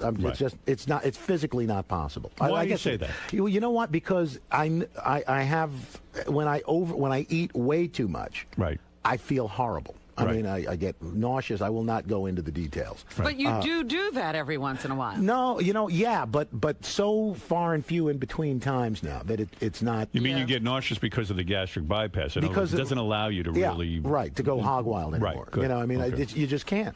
So when you gain back to 30 pounds, you start to have nightmares. Oh my God, I'm going to return. No, because it's not like it all. I woke up one morning and it was like, boom, oh, hey, where'd that come from? Right. It was kind of gradual. And I know it, but I go. But do I you have find yourself looking at people who have had gastric bypass and have been unsuccessful? For example, Carney Wilson, who had it, is back to being huge again. But she didn't have babies, okay? Yeah. Okay. Randy Jackson, American Idol. I watched that show. He is getting heavy again. I mean, he's getting really heavy again. I haven't seen it. I think he is. Am I wrong, Robin? I don't watch the show, but I have noticed him from time to time, and I think he has put on some weight. But which is actually common. natural. It's okay. common. It's not. But I unusual. think he's gaining a lot of weight. That's the scary part of What's this. the statistic, maybe. Al? You know what? I don't know. It should be pretty high of recidivism. Well, look, it's less than if you don't have it done, but it's still there's a recidivism. So I get the feeling you never had the wild sexual years. Part of becoming famous and being successful like you are, you never had the orgy scene. You never had two girls at one time. No. Do you feel like you missed out on something? No, because I don't multitask well. Are you not that sexual? I can't. No, I have no drive. You told me you never watch porn. Was that because you want to keep your image squeaky clean? No, I just I always am worried that somebody's going to, oh, look, here's his rental records. Here he's watching. Oh, porn. what would be so wrong with you? Nothing with wrong. Al Roker admitting nothing he wrong with it. I would rather see a good comedy than bad porn. Yeah. So you don't get work there. You don't want to see anybody naked. I would rather see Kevin James and Paul and Paul Blart. Did you see that movie? I did. It's was very it funny? I haven't seen very it. Funny. And look, your kids are older now. I mean, I got my middle girl is 10 and my baby boy is 6. So I'm in the middle of that. By the way, if you've got small kids, do not take them to see Coraline. That is a dark movie. Oh, it's scary. Woo! A lot of these cartoons are scary. Were the kids scared when they saw that? My older one wasn't, but my younger boy was. It's scary. Yeah, it's a frightening movie. Wow. And now, I can't believe I'm on Howard Stern talking about Coraline. But what is it? That's a tough thing. Now, because you're successful and rich, do you live mostly in a white neighborhood or a black neighborhood? I live in a Filipino neighborhood. No, the reason I ask that is it hard for your kids who are black to meet other black kids? Actually, they go to a private school here on the east side, but that has a very, very diverse population. In that, my daughter's class, the kids, about 40% of the kids are non-white. There is some diversity at the top now, Howard. Is there? Yeah, a little bit. Yeah. A little bit. But that's an issue for you, right? You don't want your kids to feel like they're the one black kid Right, in the sea of white and the good faces. news is they're not. There are more kids. There are more kids of color in her school than there are in the public school in our district. Right, and so better get her in that public school. Yeah, they need help. That's right. So, Al, you went ahead and you made another one of these DEA type shows. Yes. Al has a successful series going. He's branching out. Yes, he can't just do the weather. He always wanted to be a producer anyway. And first of all, I should mention you were the host of the Celebrity Family Feud, which I'm very jealous of. I would like that job. Oh, it's a great gig. It's a I dream would play come it true. straight. I would just go on there. You'd be good on that. I would, but people are afraid of me. You see, it would be very hard to get. But you have to celebrities. take a chance. You had Kathy Lee Gifford's family. Yes, we on. did. And who did they bring? Cody, Cassidy, Frank. How old is Frank now? Oh Frank my is God. 700 years old. About 76, I think. Wow. And he was able to keep he it was together. Great. He was fun. You like Kathy Lee? I do. I find her amusing. Well, you guys are working together. Yeah, now she's on the fourth hour of the Today Show. Well, you're not working with her though. are you? No, I see her in the makeup room. Is she not doing well with the ratings? You No, watch actually, that. the show's doing fine. I thought I read that it was not doing. No, well. it's doing fine. It's doing okay. Yeah, they'll keep Kathy Lee. Oh, there. absolutely. I watch it sometimes. They have to learn to ask a few questions once in a while and stop with all the shtick. Well, it's evolving. Is it? It's evolving. All right.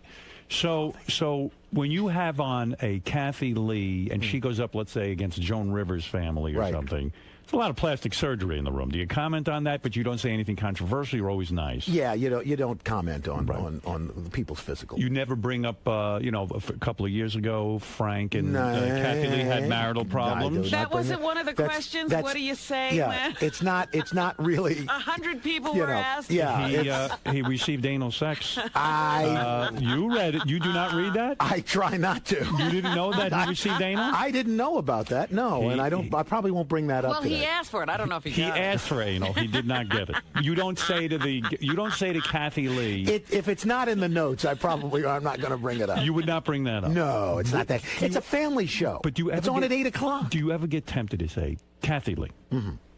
You want to go for the big interview. I know you know how to play it down the line, and that's what keeps you going. But the fact of the matter, don't you just say, Kathy, how'd you feel when Frank wanted the anal? I mean, do you ever try to slip one of them? Did you finally no give pun in intended. and give him anal? Do you see why my career gets sabotaged? Because I can't resist those questions. He would be asking that on Family Feud. Yeah, I would. And they're thinking, okay, we're not going to use this episode. Not so much. Can we see anal? Number one answer. No.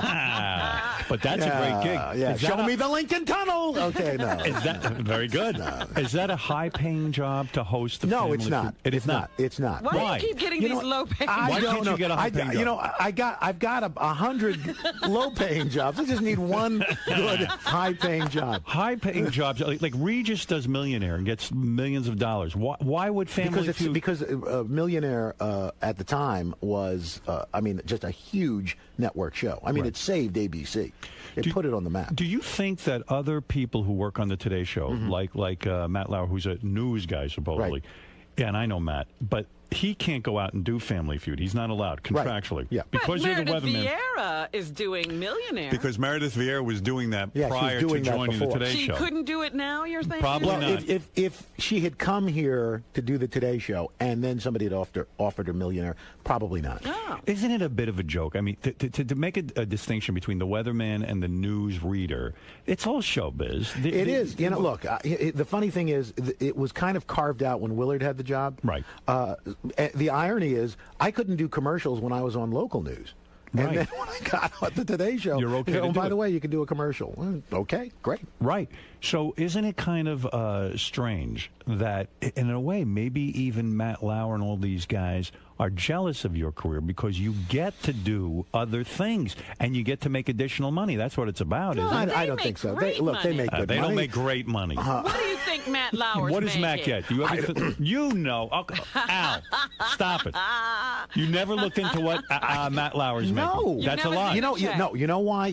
Here's the deal. Because you go down that road and there's no turning back. Hold it a second. Your agent doesn't go looking into that and say, hey. He probably has comparables. He knows. But I don't want to know how much my coworkers are making. Look, everybody has an idea, but what's your idea? I'm not. What is your idea? No. When you say everyone has an idea, everyone doesn't have an idea. Well, everybody who works in the business has What would an you idea. guess Matt Lauer makes? Look, he dresses nicely. Give me a guess. Give me a guess. Give me your best guesstimate. I am not giving you a guess. Why? Because I got to go back across the street and work. But it's a guess. I don't care. You're not saying anything. Yes, go ahead, Fred. According to IMDb or Wikipedia, whichever you choose. Which Al is on every 5 minutes. Yes, go ahead. What's the update? Al's going to really be going crazy now. 13,500,000 annually. Oh, that's why you overeat annually. But that's why he doesn't need another job. That's right. All right, 13 million. Okay. What does it say on IMDb that Al Roker makes? Who's been there that's longer what I than found out so far was like the 1.3, 1.5 area. I wouldn't. What? I don't. Aren't you as much a part of the success of the Today Show as Matt I am. Lauer? Look, I am not saying that either. More No, not more. That's Equally. Look, here's the deal.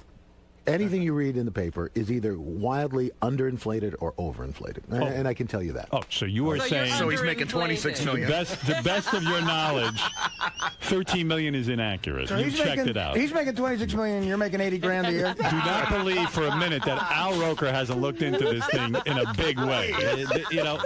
He's putting the best face on this. He's pulling an A-Rod is what he's doing right now. I have never taken steroids. I believe you. Although I do have large breasts, but I have never. By the way, steroids. I was looking at the pictures of A-Rod this morning with his shirt off. They have a lot of them now because Yes. he announced he did steroids. to see, yes. He had forgive me for saying this, but he has bitch tits. He has. I was shocked at the lack of definition here. Yeah, he has breasts. Is that what steroids do? I guess that's what so I'm told. Yeah, you've never do you worked hit out with steroids. No. You've never tried. Oh yeah, I look like doing. Do you work out at all? Do you go to the Yeah, gym? I do. Be a You do. slender guy. You I got do. to, right? I You do. got to stay in you know, shape. I mean, I work out. I didn't do it this morning, but I work out before I come in. How's the marriage going? Everything Everything's good? great. Yeah, really? The kids are okay? Kids are good. My oldest girl's in culinary arts school. Oh, no kidding. Providence. She wants to be a chef. So. Oh, that's great. Let me ask you something. Now, you talked about those occasional binges. What do you eat when you want to go crazy? Either vanilla ice cream or French fries. Really? Oh, that's good. Yeah, which are Did you ever both try just dunking them horrible. in? What? Dunking them in ice? Yeah. That's right. Artie, you dunk him in it. French fries dunked in vanilla ice cream. You should see what Artie eats during the show. You haven't lived. You would be in heaven. You would be in heaven. All right, let's talk. I know we're running out of time, so I want to make sure I get to this. Yeah, why is Al subjecting himself to this today? First of all, Al produced a show for Spike TV. He came in here when he produced the first one. And the series DEA, Drug Enforcement Agency, this is the show. It follows the Drug Enforcement Administration agents as they bust drug dealers in Newark, New Jersey. Now, Don't come in here one of these days. You're not going to have people busting through this door, are you? No. yeah, now the Wait, in first- Newark? I gotta be careful. Isn't that where you score your heroin? No, you're ridiculous. He does. He goes to Englewood. Absolutely. No, where Newark, do you go? Delaware. Oh, yeah, I know you go to Delaware. I don't go anywhere, Howard. Let's move on. Anybody on the Today Show a heroin addict? No. No. You haven't lived. You haven't lived until you've worked with one. I see Matt scratching every once in a while. No, but here's the thing. The first one you did, you said that Newark was the, how did you put it? The most dangerous city in America. I the told you, fourth North most Blacks. I'll put them up against Roosevelt Black. No, I don't think so. One of the most dangerous cities in America. You called it that. Right. And when you called it that, you got into some trouble. Newark didn't like it that. was a promo. You know, Okay. Oh, so you had nothing to do. I didn't write the promo. That said, we amended the promo because, look, the city of Newark has had a tremendous turnaround, and part of that turnaround has been the fight. People turn around and leave. Not true. Mayor Cory Booker has done a terrific job there. Tough job. And law enforcement has worked really hard, and the DEA is part of that turnaround. So, you know, if people watch the show, I think they're going to see these are people that are trying to clean up this area. They really are. It's very difficult. In fact, I did a pay-per-view special out of Newark, and the mayor was actually at the time Sharp James was very grateful that I did it in Newark because they needed money and they needed to have people come in and not be afraid to do it. And we said at the front of the show, the carjacking capital of the world, which it was at the time. And oh, God, you couldn't park anywhere near there. people went berserk. I said, look, it's the truth. It's a war zone. Newark's tough. Remember what used to happen at the airport? You'd go, leave your car, and then you come back and take a cab home. Yeah, Well, that's true. So, you know, if you're trying to get rid of a car, at the time, it was a great place. So you weren't saying anything wrong, but it kind of undermined the spirit of the people of Newark. It did, and so we changed it. And you know what? God bless. There's one safe section in Newark, the Ironbound Down Neck section, because Yeah. that's where I used to go when I was a longshoreman to eat lunch. All the paisans still take care of you over there. That's why. You know. Well, who knows? Nobody fucks What with is it, anybody. Gary? You know, just looking, I didn't realize I'm looking at this thing for Al Roker Entertainment. You know, he produces like 50 shows. Is that right, Al? Yeah, I'm You looking. got 50 shows Are these now? First of all, not all at the same 50 time. shows. Not all at the same Like time. Dick Clark. Okay, look at this. First of all, he's got about 17 shows on the Food Network. All right, that's good. Bahama Reunion, Big Bad Barbecue Show, all that stuff. I used to feel bad for you on that barbecue show because I know Al was struggling with his weight. Sure. And you had the operation. Yep. And I tune in the barbecue show, and you're tasting everything. And that barbecue is very fattening. Actually, the barbecue is not fattening. What is fattening? It's the sides that kill you. And the sauces. Yeah, but for example, like the way I like my ribs, it's a dry rub. There's, you know, and most of the fat is rendered off in the slow cooking process. Yeah, I do the dry rub, too. Yeah. That's good. Yeah. Yeah, but you would feel bad for Al now when he was all over the Food Channel and he'd had the operation. Well, that was like porno for Al. Yeah, that's it my was tough. porno. You know what? Does Al produce the Porn Olympics? Is that one of the shows? No, No, but he did. He One did. of his sports shows. He did the Whoopi Goldberg biography for A&E. The Lingerie Bowl. Are you good friends with Whoopi? I like Whoopi. Yeah. Here's one of my personal favorites for a lifetime: Intimate Portrait, Judge Judy. She produced that. No kidding. Yeah. An intimate portrait. Yes. What did you learn? It was very intimate. Did you learn anything? I had sex with her. I'm very You intimate. did have sex with I her. did. I knew you did. I did. And she did not have herpes or anything. No, she was great. When you had Family Feud and you had this Kim Kardashian on, is she really a celebrity? I guess she is, huh? Yeah. I mean, people were asking me, what was she like? What was she like? I mean, I didn't even know her. Find yourself attracted to her at all? She was a very attractive woman. Big buttocks? Actually, not as big as Ice-T's wife. Yes. Coco. Coco. Oh, Ice-T and the family were on, they were too, on. yeah. Coco was like a cartoon character. Yes. She's Right, like yeah. Jessica Rabbit come to life. You can see. I've seen her from down the block in the neighborhood. You can see her from like 100 yards It's away. amazing. The shock You can waves see from her when on her buttocks satellite. moves. Amazing. Hey, Howard, there's just a couple other shows. Did you have Dog the Bounty Hunter on Family Feud? No. Yes, we You did. We did. Were you offended by him? He did say something racist. Did you He work did. that out with him? Look, you know what? I said everybody's worth a second chance. Was the black daughter-in-law in the family? When She was you- not at that moment. That would have been a good family. That would have been a great family. That's hot. Yeah, we put cameras in the dressing room to see what happened. I'd like to see that one. Oh, you got to bring them back. Yeah. Go ahead, Gary. Here's another one I love. For E! Entertainment, he did Uncovered, The Hidden Lives of Miss USA. No, that's Yeah, good stuff. That was good. And then what is this show about? First of all, what's We TV? I never heard of Women's entertainment. Yeah. First Ladies of Jamaica? Yes, it was. Well, it's a series on first ladies of a country. So the first one is Jamaica. We're doing Carla Bruni of France. See, that's And, interesting to me. These are all his shows, Howard. Wow, He's got a that's ton of pretty good. shows. Very impressive resume. Well, thank you. I got to say. So the DEA show, which Yes. is the one you're here, the first one did very, very well. It did. It did. Good enough that now they've turned it into a regular thing? Well, this is the second season. We're hoping after this airs that all your listeners are watching tonight and goes through the roof, and we do season 3. You go back into Newark? We may go to another city. It depends. Right, but tonight is Newark? Tonight's Newark. The next 9 episodes, we're in northern New Jersey. And you will be sitting with the DEA, and they will go and bust people. They bust people. They get people to flip, to give up the person above them. Right. And that's how they work up the ladder. That's always interesting. Yeah, and these two agents who run these groups, what's interesting is they've known each other since they were in first grade. You know, they're like childhood buddies. Do you think the other agents get jealous that they get to be celebrities and the other ones don't? You know, here's the thing. We go into an office and we basically ask who wants to be on and who doesn't. So the ones who Did you get trampled at first when you first asked that question? you know, we had to kind of convince most of them to be on. I don't think anybody really wanted to be on. Does this compromise their ability to actually do the job? No, when the because cameras aren't we're there? not showing anything that isn't kind of public knowledge, any investigative techniques. Any undercover agents' identities are concealed. Confidential informants' identities are concealed. You know, we really work very hard at that's a lot to put together. And the DEA takes a look at it before we send it out. How long does it take you? You probably shoot hundreds of hours. 100 hours for every hour you see. Wow. Wow. How long does it take to edit that thing?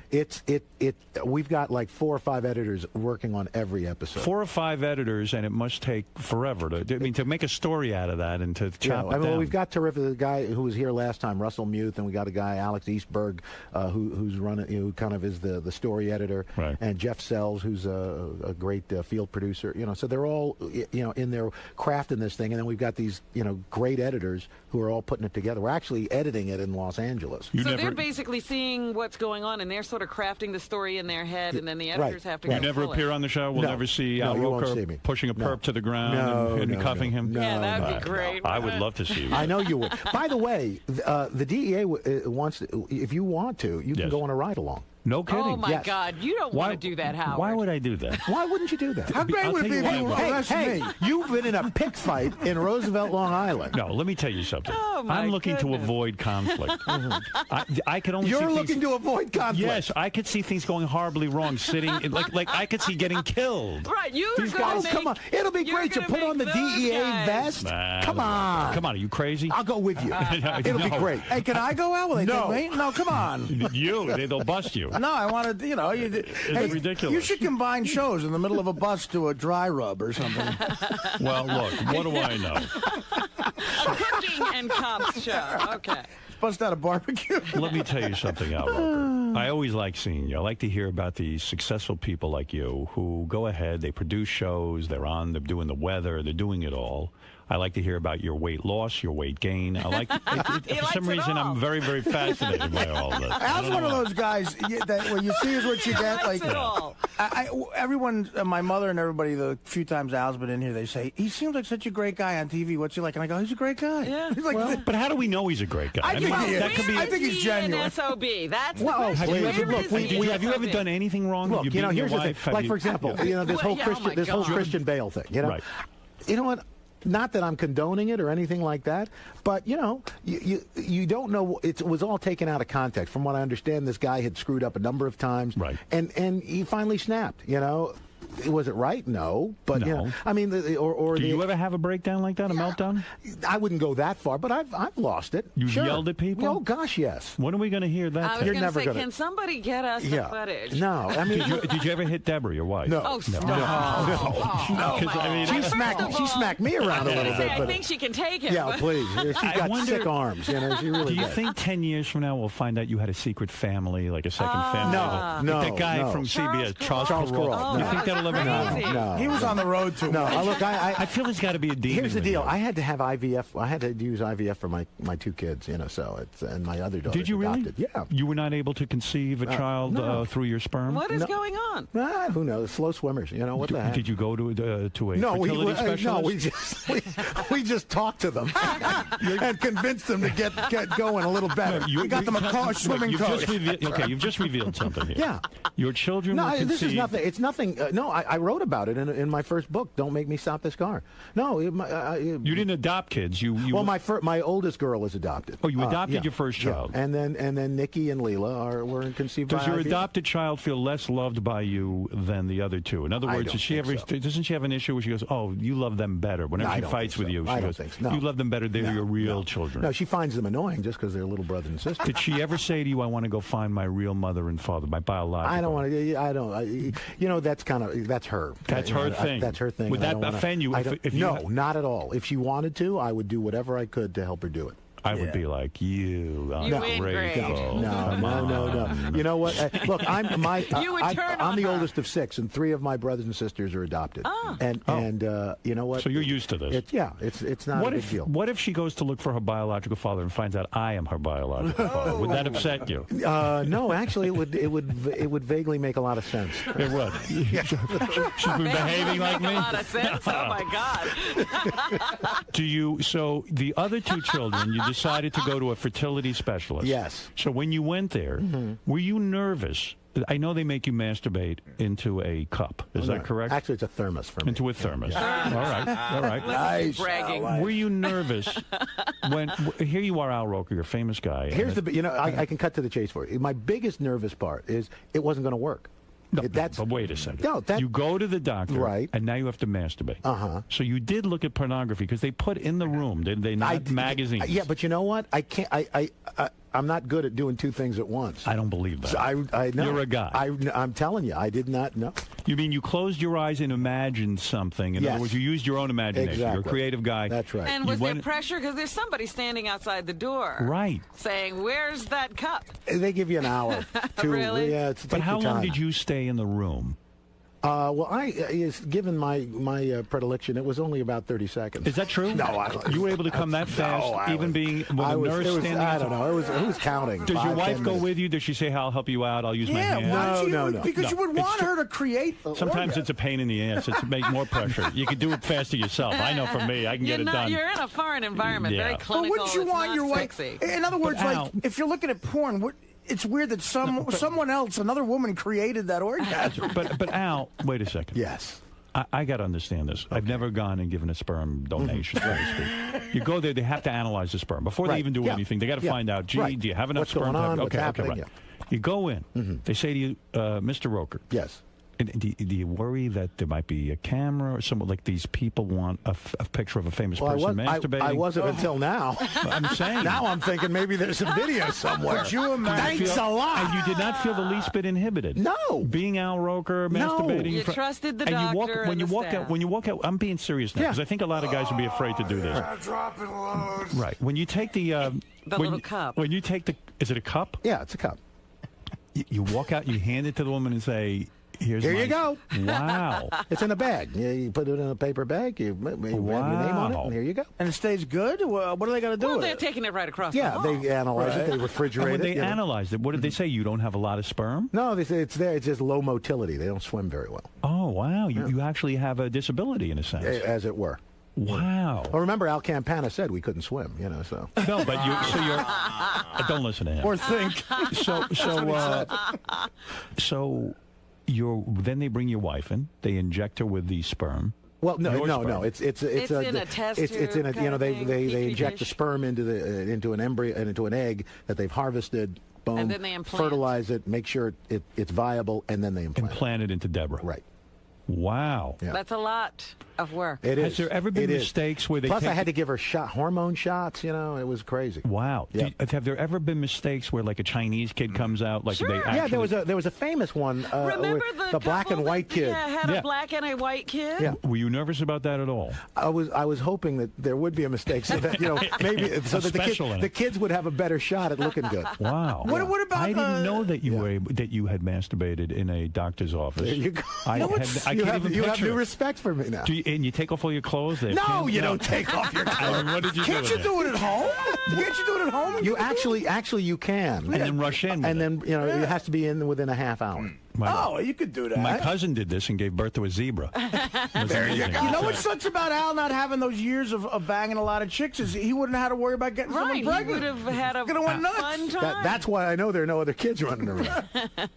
What did you think about that day when you were masturbating in the doctor's office? What was your fantasy, if I may? I get into your mind a little bit? really don't remember. French fries and vanilla ice cream. When you That's right. When you masturbate, do you think about women from the Today Show that you might have worked with? Like, let's say Katie Couric or Ann Curry. Nancy Snyderman. that would be a great headline if you could just say you've masturbated to Katie Couric. Katie Couric would be a hate Give me fuck. that little bit of information. Katie Couric helped me have children. Yeah, Katie is really part of my children's lives. Kathy Lee. If only Sarah Palin had been on the scene at that point.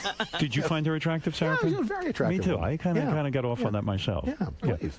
When you think about when you're doing this, now that I know that you are a masturbator, chronic masturbator, when you're doing He this, uncovered something. do you think about a woman you've been with, or do you think about a woman that you would like to be with?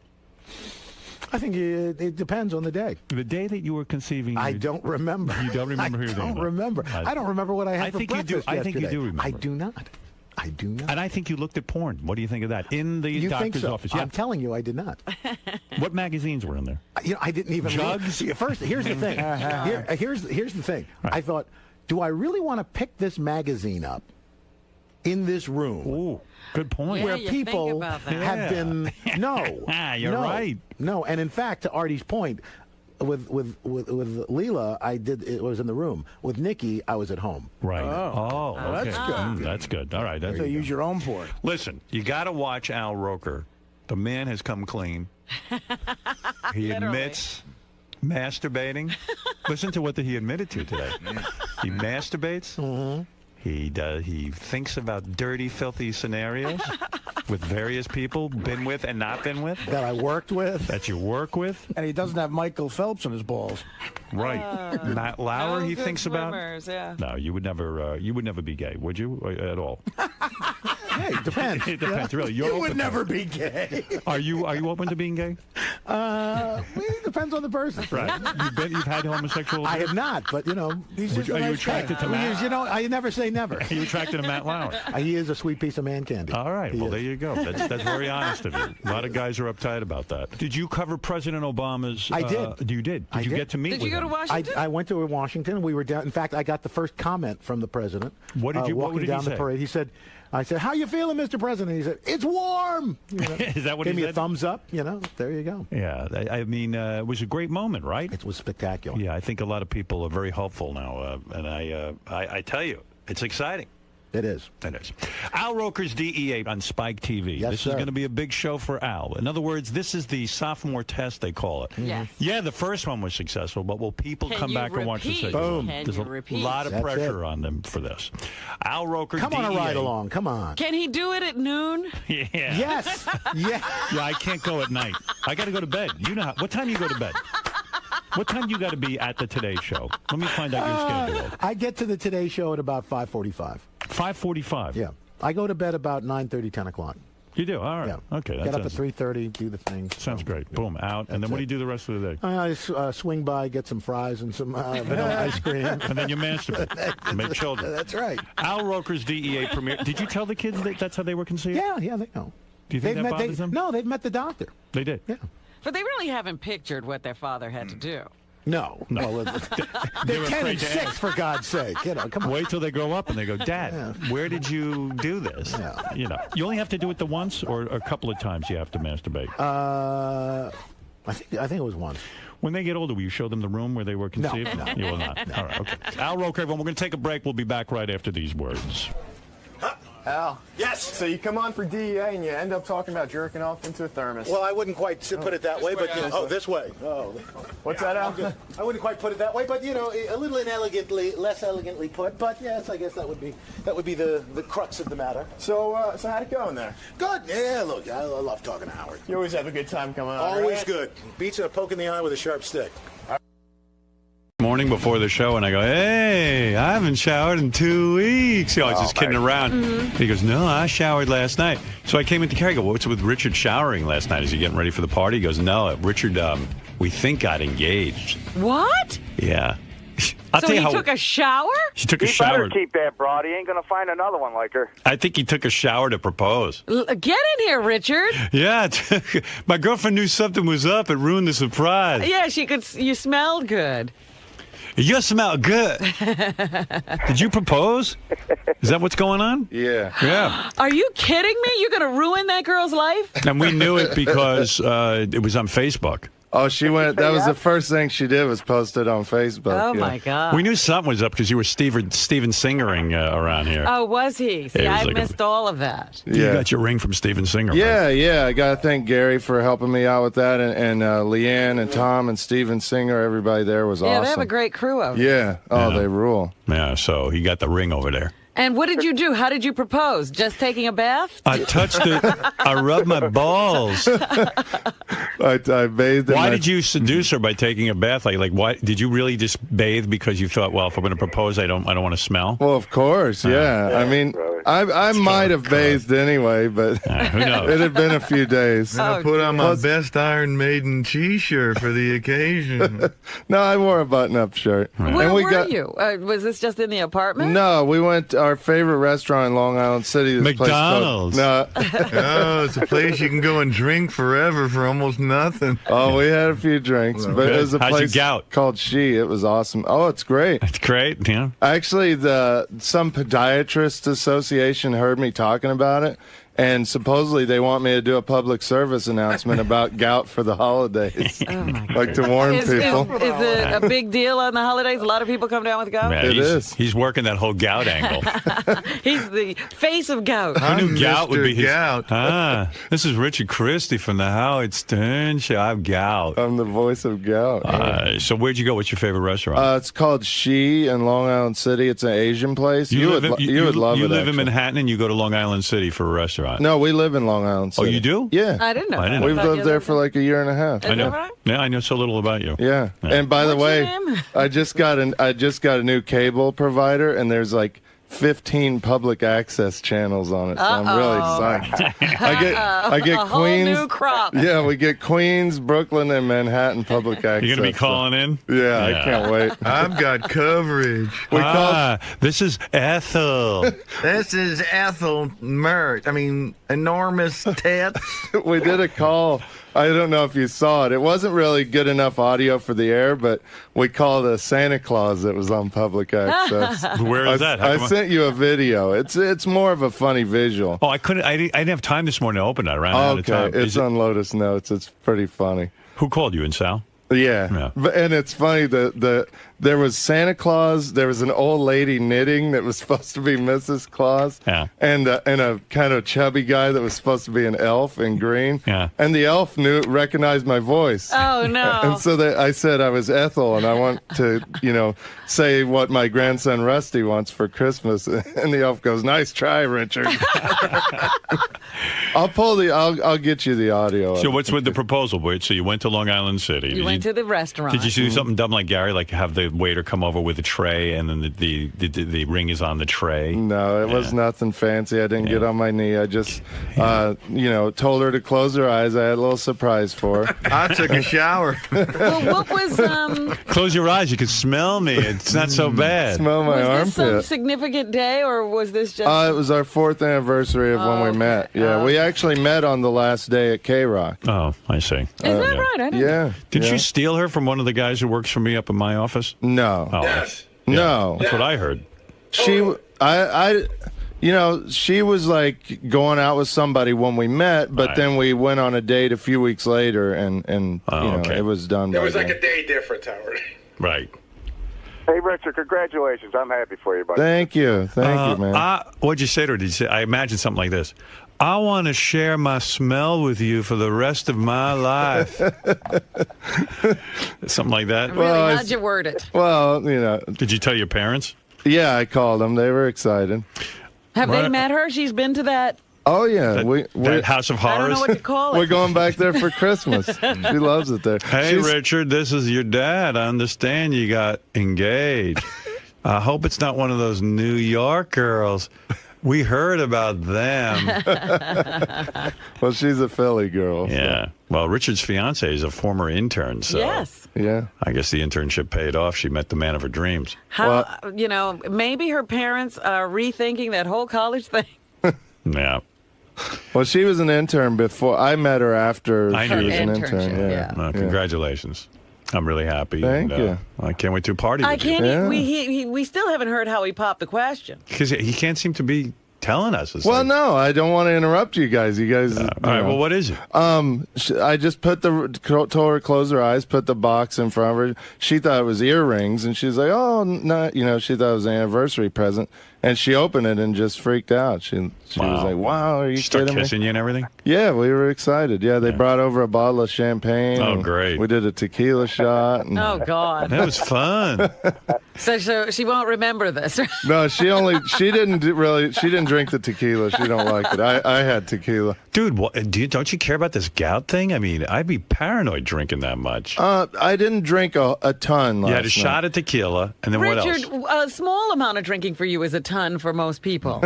Well, you had a shot of tequila. Tell us what else you had. Probably 3 glasses of champagne. Wow. But I ate fish, something healthy, Yeah. Although they say fish causes gout too. So Does it? Yeah. Oh, you're right. I'm not sure, but I think it could. Only 3 glasses of champagne? And a couple of mimosas. Yeah, see. And a couple of mimosas. It's going like he mentions that like it's not alcohol. And a couple shots of Jack Daniels. Maybe some whiskey sour. Champagnes, a couple of mimosas. You had a tequila, 3 glasses of champagne, and then how many mimosas? 2 mimosas. What's a They're the mimosa? big ones. It's in a beer glass. Yeah. Yeah. Wow. It was a special occasion. Richard, you got to get that shit under control here. You're going to get married, man. No, I didn't drink when I was on my gout medication. I didn't drink for almost 2 weeks, and I was fine. I didn't even crave it. Can I tell you something? So 2 weeks you took the medication. That got it under control. Uh-huh. You don't think it's going to come back? You know how much alcohol is that? 2 mimosas, 3 champagnes, and a tequila shot. That's a major amount of alcohol for a guy with gout. And he says, I didn't drink that much. Yeah, your body's screaming, man. You know what they consider a lot of drinking? More than 2 drinks. An evening. An evening. I know. You know what I'm They're saying? under it. I mean, whenever they say if you have more than 2 drinks a night, you're an alkie. But right, 2 drinks isn't very much. Not for an alkie. I heard a rumor, Richard. You have a party to go to in a couple of days, and I heard that you found out about another party, so you want to go to the first party to get good and drunk, so you go to the second party.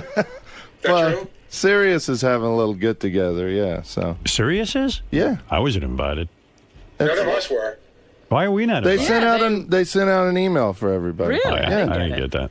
Yeah, it's like a nice employee thing they're doing. They always throw really nice things in the lobby here. Yeah. Oh, is that when it's going to be in the lobby? Uh-huh. Oh, I see. Yeah, I'm sure you're invited. What do you? That's all right. I don't want to go anyway. What's the deal though, man? You got gout. That's so fucked up. Yeah, You're a I young know. guy. I know. Are you gonna have kids and shit with this girl? Maybe someday. Yeah. No. don't. Once you start getting that gal, you keep getting it, man. It's hard to. Yeah. Once you go back off that diet, you're going to get it again. I know, and I'm going to hear it from my foot doctor now too. Yeah, that's a lot of booze, bro. Yeah. You got to learn to cut down or just quit. Yeah. You're 30-something with a foot doctor. Yeah, I mean, you have a doctor devoted to your foot, and it's That's so gross. ridiculous. The foot blows up, and then he's walking around like Frankenstein. What is it, Doug? He's going to regout if that's what happens. We had a holiday party yesterday for Howard TV, and Richard showed up, and he had at least 7 drinks or 8 drinks. He had 3 beers. God. He had these real obscure wine, like warm Glühwein. Yeah, wine with like cinnamon, and then he had shots.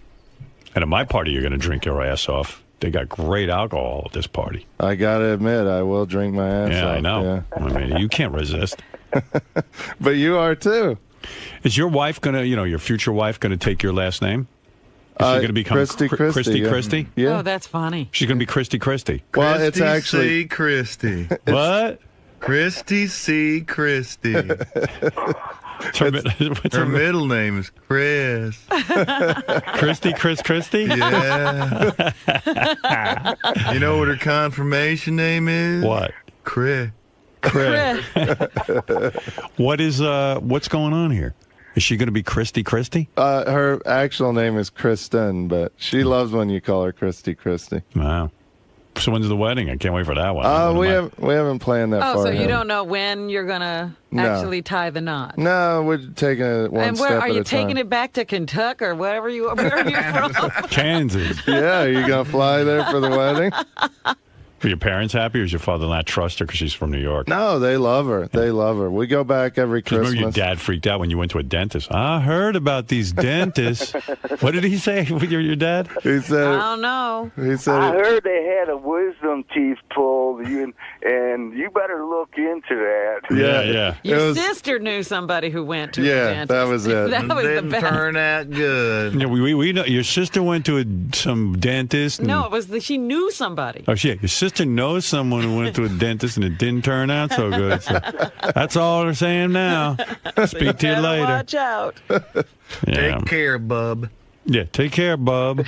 I got it. There's a new voicemail if you want to hear it. Well, yeah, what is it? It's We haven't heard him He in a found a possum. Oh, Found yeah. a Where is that? I couple- love when your dad calls you. I think it's on. It's Gary, page 1, first column on the bottom in green. Thank you. Oh, Rich, this is your dad. I was just going to tell you, having some more possum trouble. I went out and feed the dogs the other morning and had one in the dog food, but I saw him before I stuck my hand in there this time. Didn't get bit. Then we got in a little bit late last night, went out in the dark, get the eggs, and shine light up there, and there was possum eating the eggs. So we got plenty of possums around here, it seems like. So we'll talk to you later, bub. Take care. Bye. Cracking himself up. Possum eating an egg. So they're stealing his eggs. I mean, that's how he lives. I mean, that's how he eats. That's upsetting. We got to get rid of them. Yeah. I don't like possums. They're nasty. They They're are. like rats with teeth. Yeah, you can't be friendly with a possum. No. Raccoons at least. Does your are dad cute. shoot that? What is he going to do about that? Does he poison them or shoot them? I think. Yeah, he usually shoots them probably. Well, he'll eat them, right? No, possum are nasty. He won't eat a possum. You can't eat them? I bet he eats it. You used to be able to sell the furs for $1 a piece, but I don't even think they're worth that anymore. Richard, this is your dad. I'm sending you a possum cake your mom made with some raccoon sloppy Joe. I like the one with the dentist. I wish you saved that one. Oh, we have it. Yeah. Maybe JD or Sal can find it. Hey, Sal, JD, find the one with the dentist. And then I got to take a break. It's been an hour and It's funny 23. because I think Richard is probably going to be very excited because Domino's is changing their recipe for their pizza crust. Yeah, I was never a big fan of Domino's, but I'll try that. Yeah, they could have put more garlic and butter in there for you. I'm sure Wendy will be eating a lot of it, too. You like Pizza Hut, though, right? Papa John's. Papa John's and delivery. Pizza Hut. Here's Richard's dad. Listen to that. And then I got to really take a break. It's an hour and a half we talked. All right. Let's see. Wisdom teeth. Gary, page 1. Hey, I have a New Year's resolution. Can we eliminate some of these pages? There's a bunch of them You there. can eliminate it, but it's still going to be 2 or 3 Gary pages because you can't get everything on one page. Your pages aren't the problem. It's just all the other ones clog up from me getting to yours. I'll clean them up. All right. Richard, this is your dad. talked to your sister, and she said she knowed people that had their wisdom teeth pulled, and it took them a long time to get over it. So maybe you better think about it till it starts hurting or something. I don't know. That'd be hell if you had to miss a bunch of work. So we'll talk to you later. Okay, bye. How many times a day does he call you? It's not every day. Right. Every couple of days to check in. He's probably sad you're away from the farm. He misses you. I can tell. It is a bummer. Yeah. He never thought you'd grow up and go away. Yeah. Look, all things seem to be pointing to you staying on the farm the rest of he your life. thought you'd take over the empire. Well, a lot of my friends stayed in Kansas. So I think he sees it like he's jealous that, they get to stay with their families. I wish I could live there, but, there's Really? not much to do there. Well, no, I mean, I don't wish to stay there. I wanted to leave when I turned 18, but I wish my family was closer. I wish they could live here. I heard his dad dresses up one of those possum as Richard and pretends it's Richard. Hey, Richard. Hey. Richard, don't bite my finger. Richard, you're in the dog food again. The possum smells better. Richard, stop eating the chicken's eggs. I gotta shoot you. Sorry, Richard. It's gonna be an execution at dawn. All right. Well, congratulations on this engagement. Yeah. Thank you. Boy, who would have thought? Well, she's excited to show everybody the ring at the party. Yeah, so we'll get to see the rock you bought her. Yeah. And do me a favor at the party. I won't get crazy drunk. No. I promise. You do whatever you want. But at the party, when you come up with your significant other, slip in your girlfriend or wife's name to me. Because really, Kristen. Honestly, I don't remember anyone's name. Everyone assumes I do. Sometimes I'm not even sure what your girlfriend looks like. I haven't met her that many times. We should have name tags. Do you mind? Listen, just so I walk up. Hey, Richard, what's up? You know Christy. You remember Christy, and I'll go, Richard, you fucking asshole. Of course I know Christy. Could you do that for me? I will. Yeah. Howard, this is Christy. I know Alice and Fred's wife. Other than that, I know Mary Delabate. Yes, you know Mary very well. Sal's wife. Like I can't offhand think of Sal's wife's name. I think it's Christine. Yeah. So, oh my goodness, you've got a Kristen and he's got a Christine. Yeah. Very much together, aren't you? Yeah. And Sal and I already made a rule at the party. We have to sit next to each other. Is that right? That's okay. Why is Sal? Well, it's festival seating. I mean, you can sit wherever you want. But what's with Sal being insecure? He needs to sit near you. We just love being together. We sat next to each other at the Howard TV thing. Now, we had to rearrange seats and everything. Do the girls get along? Yeah, they love each other. That's good. They Facebook each other and everything. Yeah. Well, you too. It's a good thing you guys got tired here. I mean, you found the loves of your life in each other. I don't know about that. Guess how I found out about him getting engaged? You just heard it? His girlfriend texted my wife. Wow. My wife told me he got engaged. Is Sal going to be your best man? I wouldn't expect that. Yeah. What? Who would be your best man more than Sal? I haven't really thought about that, but Sal would definitely be I mean, you've up practically there, sucked this guy's dick. I mean, what's your problem? Yeah, we've gotten very close. Every day he's my best man. You didn't tell your best friend But that Sal, you were getting engaged? Well, she put it on Facebook like right away, and before I had time to tell anybody. But Sal, when you assume I know your wife Christine's name, like they just reminded me. Yeah. I don't know. Like if people would just walk like. I don't know. Like I don't like if you tested me on who's going to be there and what their wives' names are, I would. I'm not even sure who's married. Dude, I don't even know my wife. I've been calling her so many different things. I forgot what her original name was. But like, okay, for example, John Hine. I walk up to him. I don't know John Hine's wife's name. Bill.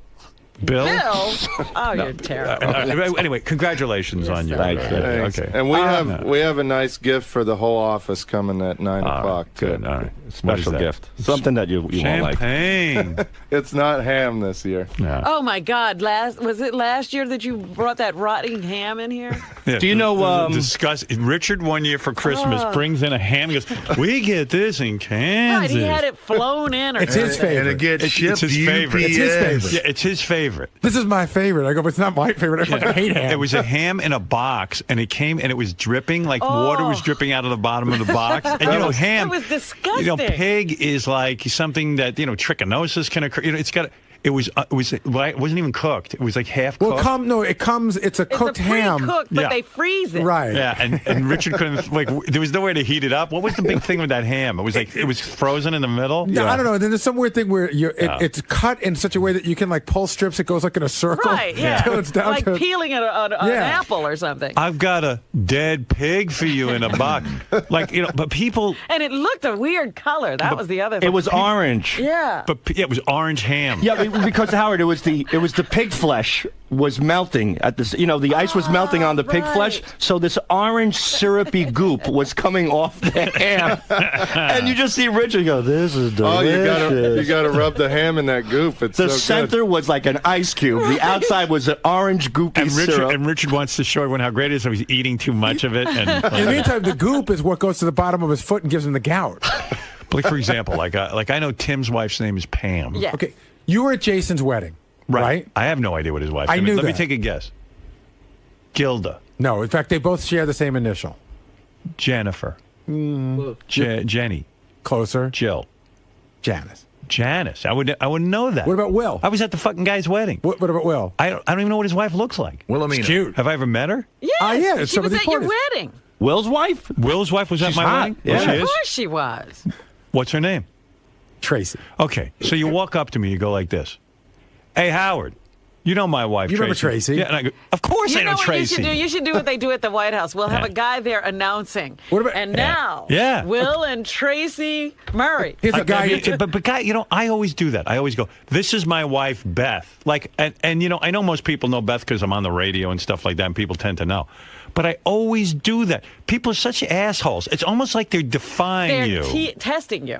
I mean, How there are guys do you know me? There are guys. I just learned Evan, the engineer's name, a year ago. I mean, and I love Evan. The guy bails me out every day. It's just I don't even know some of the people who are going to be there's names. I know that, but okay, there's a guy that stands at this podium every day, John Hine. Right. I don't know his wife's name. Why would we know John's wife's name? I've never even met John's wife. Starts with a D. She was at the Deirdre. wedding. Close. Deirdre? No, close. Deirdre. Deirdre.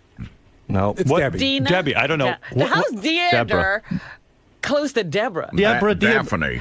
Deirdre. Daffodil. Deirdre. Howard, don't you hate when you see somebody and you don't know their name and they know you so well? And that's the time when I use my wife. Like you say, you introduce somebody else. I know Doug Goodstein is Marlo. Yes. Marlo. I don't know Brian Phelan's wife's name. I got this one. I got because I know Scott DePace has a Pam. Well, you know Scott, the engineer's wife. Robin. Yes. Right. And sometimes I can space out and forget. Like Jeff Schick's wife's name is Robin. Yeah. But I can forget someone's name. I will tell you that I was in a weird situation. What Sal's talking about a year and a half ago. I was a big executive. I was somewhere.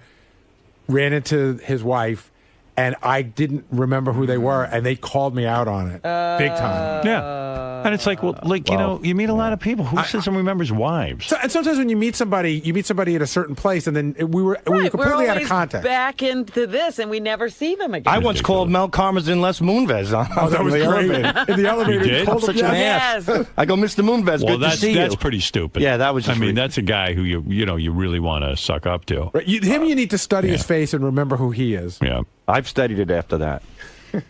Nick, you're on the air. Thanks, Howard. Hey, Richard, is your wife knocked up? Is she pregnant? No. No, it's not a shotgun wedding. No, You'd not expect at all. that.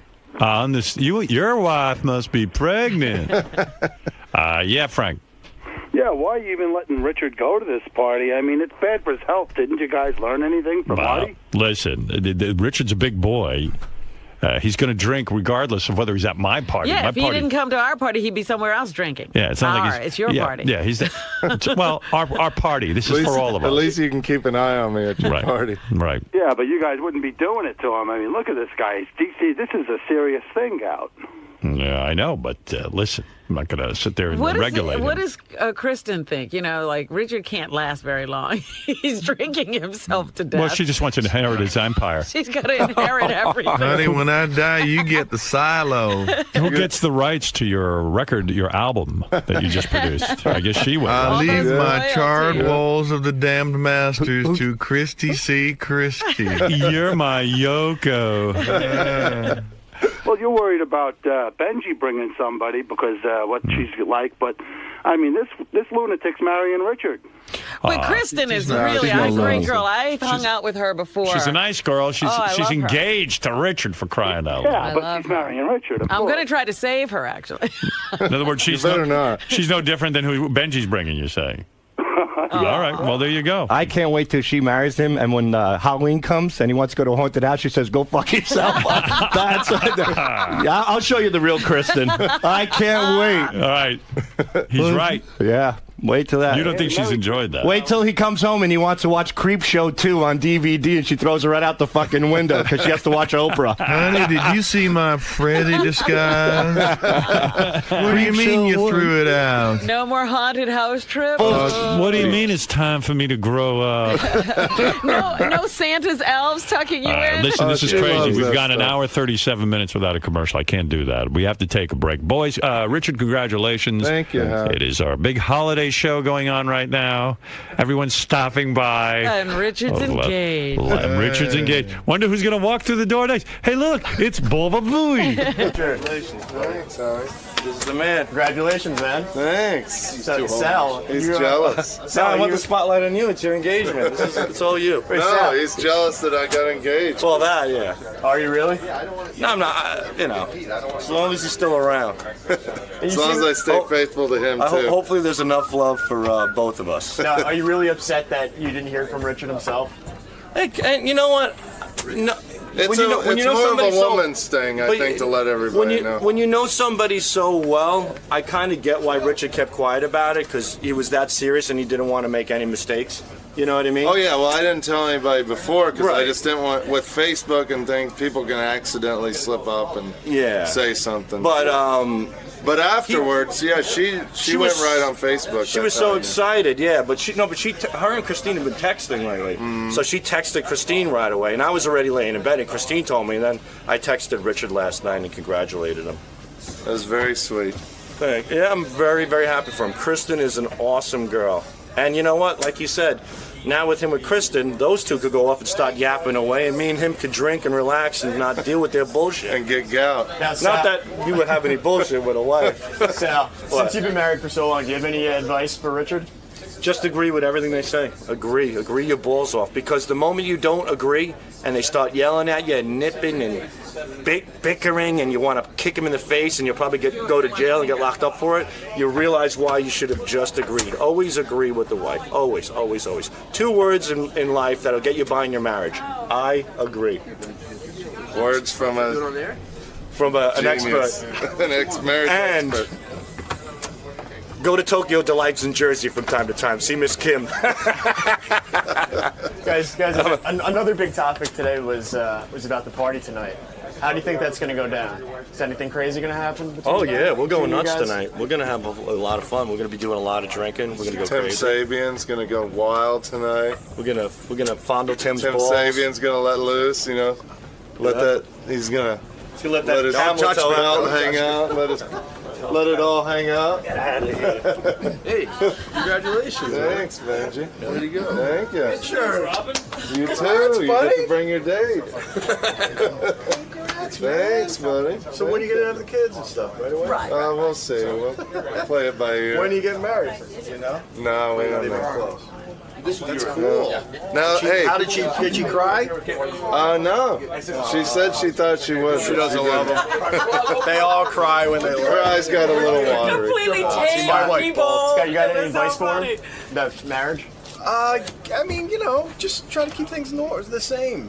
I mean, I don't know. What fucking advice? Give him the old, just be good to Are we going to get a video caddy for a wedding What does gift? Brian say? Her smile? Oh, yeah. Brian, what's your That's thing? the advice. Oh, yeah, Brian's the advice. What'd you say to Howard? Do you have any advice for Richard? Oh, yeah, Richard, for you? When you see your wife smiling, just take her happiness and know she's happy, and you'll be happy as well. That sucked compared to the one you said to Howard. Yeah, well, he's forgotten the I wording know. already. Forgot how it He goes. rehearsed it. It's when been a he couple said of it to years. Howard. It's been a couple of years now. I forgot how it goes. That was very sincere. Thank you. Or my new saying, want what you have. Live your life. Want what you have. Live your life. Want That's what you what have. I'm saying. What?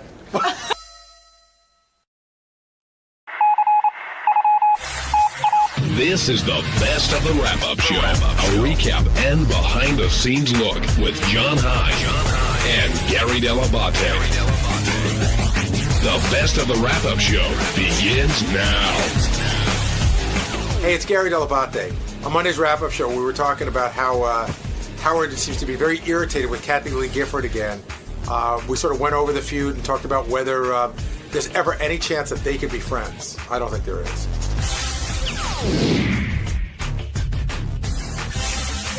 We should start off with Kathy Lee, and I guess that came out of Lisa G came in to do her news segment and was talking about interviews and whatnot, and quickly it leads to people talking over each other, and then Howard just starts going off on Kathy Lee. Where'd that come from, Gary? He must be watching it, because all you really need to do is watch that show to see what a train wreck it is. Because I watch it. Have you ever seen the parody they do on Saturday Night Live? No. It is really, really funny.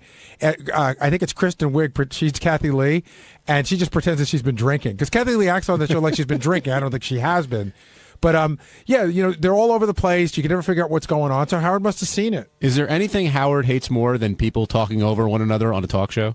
It drives him crazy. Yeah. Even on this show, I know it drives him nuts. Well, that clip of The View was, Howard was astonished that wasn't touched in any way. It's just everybody yelling at each other. So why Kathy Lee? Why is he so angry about her? Oh, she's she's an old fun standard. She's good to go back to. Who's sticking up for Kathy Lee? He hasn't been there in a while, though. I know. It surprised me that he circled on back that way. But, because she's back to, she left. The whole thing fell apart for her. She got a little, humble for a half a second, and now she's back doing the same shit, and I don't know. I guess just grabbed her the wrong way the day he saw her. Well, what he said later in the program was, if she could just be real. I made a comment about how he's mended fences with Rosie could ever happen with Kathy Lee, and he said no, because she's never real on television, and until she crosses that bridge, he's not going anywhere near her. Yeah, it's such a bizarre. We've just hammered the shit out of her, and I've called her for years to try to get her on the show. The thing that I remember was that, and Howard talked about this on the air, after his divorce, she sent him a note.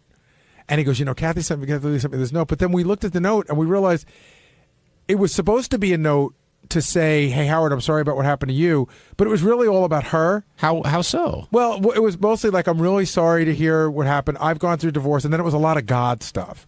And since Howard's not really that into God, I think you're sort of putting your own will on somebody, telling them that God's going to save them.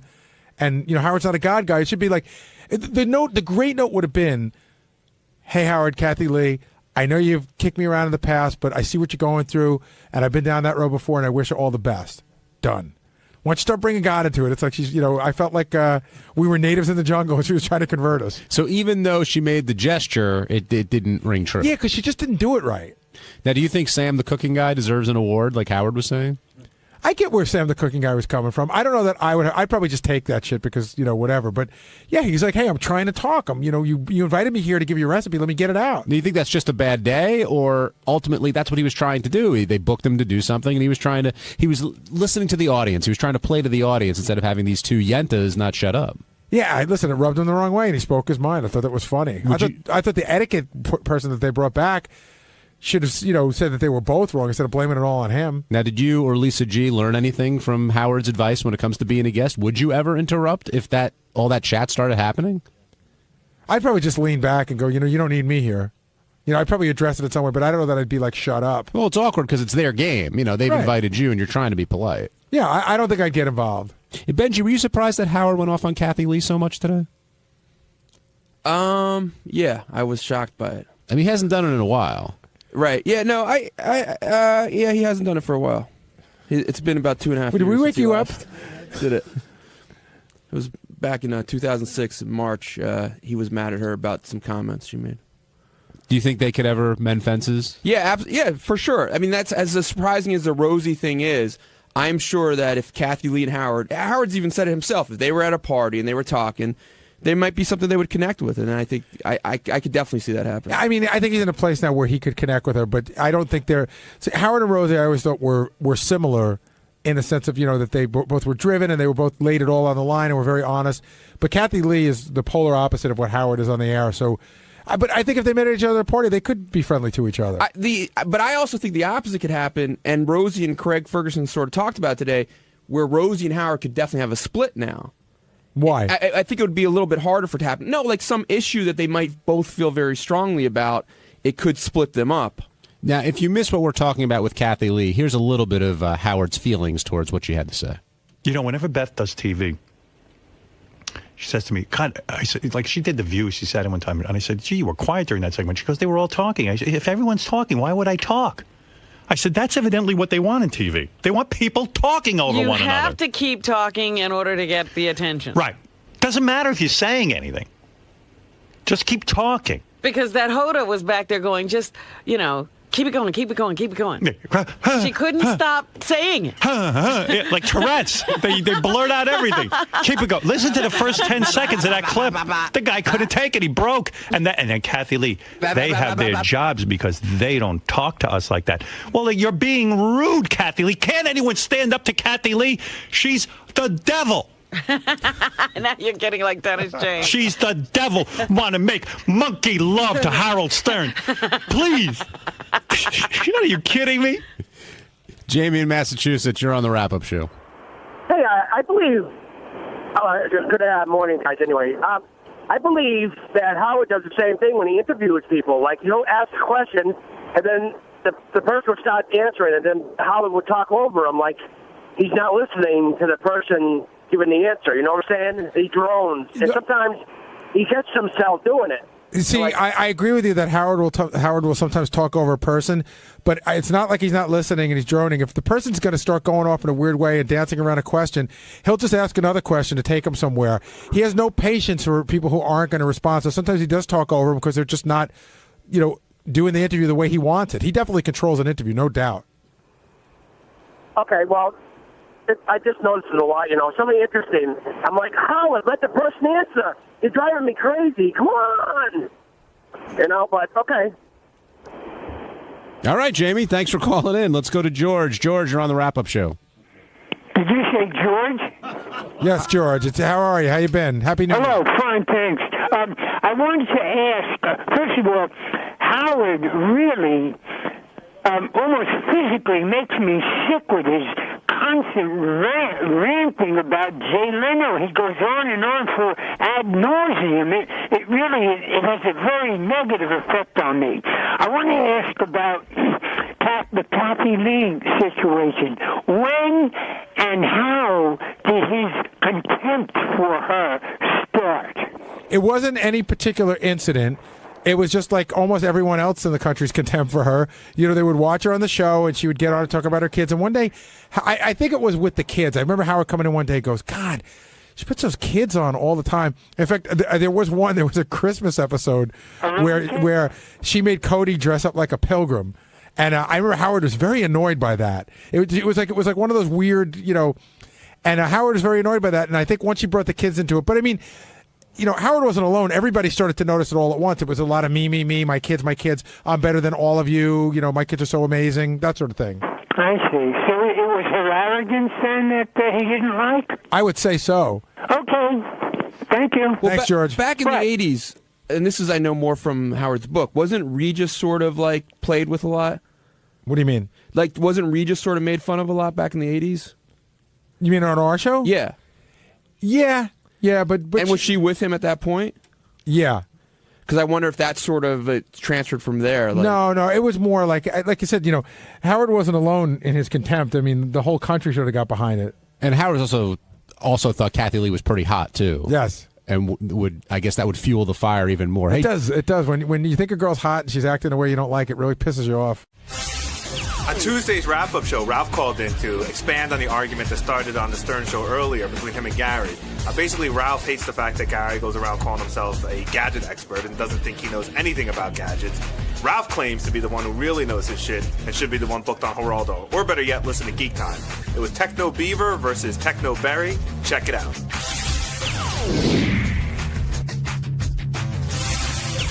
Hi, Ralphie. Gadget Ralph, please. That's not going to stick. You know that. Oh yes, I've already. You can follow Gadget Ralph on Twitter, and I have the website. So I'm gonna roll with this. All right. Yeah, it's going to be a slow roll. So, Ralph, what do you think? You know, Gary, listen, I just thought it was, in all honesty, I think it's funny that you go there, and I'm not saying I'm an expert. I didn't go on Geraldo and said I'm a gadget expert or something like that. But it sort of annoys me when people, the iPad thing in particular, is I just think it's so dumb to talk about something and to nag out on it when it's not even out. It's like 2 months away. But Ralph, at this point, how could you of all people, how could you be upset about negging out? Can I just finish my point? Sure. It's not even out yet. At this point, it might even have a camera in it, they're saying now. So, like, you might want to wait till it comes out. But based on what we were told, you also might want to know the difference between a megabyte and a gigabyte when you talk about memory. I did. I said gigabytes. You know, you said megabyte. I absolutely did not. All right, pull the tape. Why are you the only one hearing this? I don't know. But Ralph, here's the point. Based on. But really, Gary. But based on what we knew. What? You're asking me a question. Yeah. Based on what we knew at the time, even when I spoke about it on Sunday, there was no rumor of a camera. When they came out, there was no camera in it. There's a lot of things missing from it. And so you think that everybody that's really into this heard it and nobody is nothing but thrilled that it's coming out, that it's got everything that everybody wants, and there's nothing but happipness about this, right? Well, there's a difference between saying that and then saying it's a big stumble for them, and then going on to say they're going to sell a ton of them. You can stumble and still sell a ton of something. And so you can make somebody that could make a movie that you don't think is the quality you expect, and it could still make $100 million. But how is it? Hold on a second. Can that happen? How is it a stumble if it hasn't even come out and you haven't seen what it does? But they told us what it does. If you Ralph, go back, are you talking about this on your show on Saturday? Yeah, you want to do a point counterpoint? No, because you're counterpointless. Hey-oh. But from what we're talking about, an item that everybody that has created a lot of excitement because the company's so big. So based on what we know, listen, it's like talking about a movie before it comes out. It's like talking about you're into so many different things, and you talk about everything before it's ready. That's part of what people do. Why are you so attached to the iPad? I'm not attached to it. You're like almost like upset. I just think it's fun. If I'm sitting there as a gadget expert, I would know a little bit more about what I'm talking about. What didn't I know? If I'm going to go on a show and talk about the iPad, what didn't I'm going to know something, and maybe even Ralph, have touched what didn't I know? I'm asking you. You haven't touched it. You don't know what the operating system nobody has. Is. You don't know what it can do because the programs aren't even out yet. What's going to happen with this thing? But Ralph, it's like when the iPhone came out, people were like, "Well, it doesn't do this and doesn't do that." Meanwhile, it's like the biggest thing in the world. Same thing with an iPod. So hold on a second, Ralph. When the iPod came out, people said, why am I going to want to carry on that on music? Now, so here's the deal. I was asked to comment based on what I knew.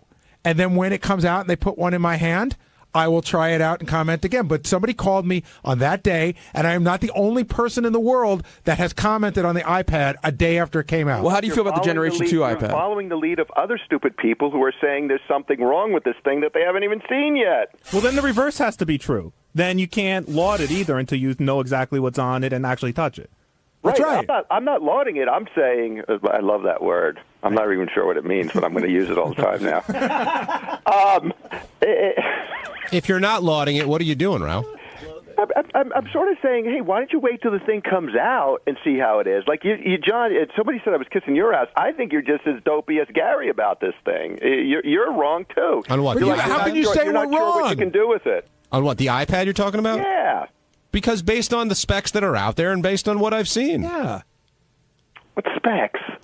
Ralph, go to Apple's site. They have the specs on exactly what so this what's is. wrong with this? What's wrong with the specs on it?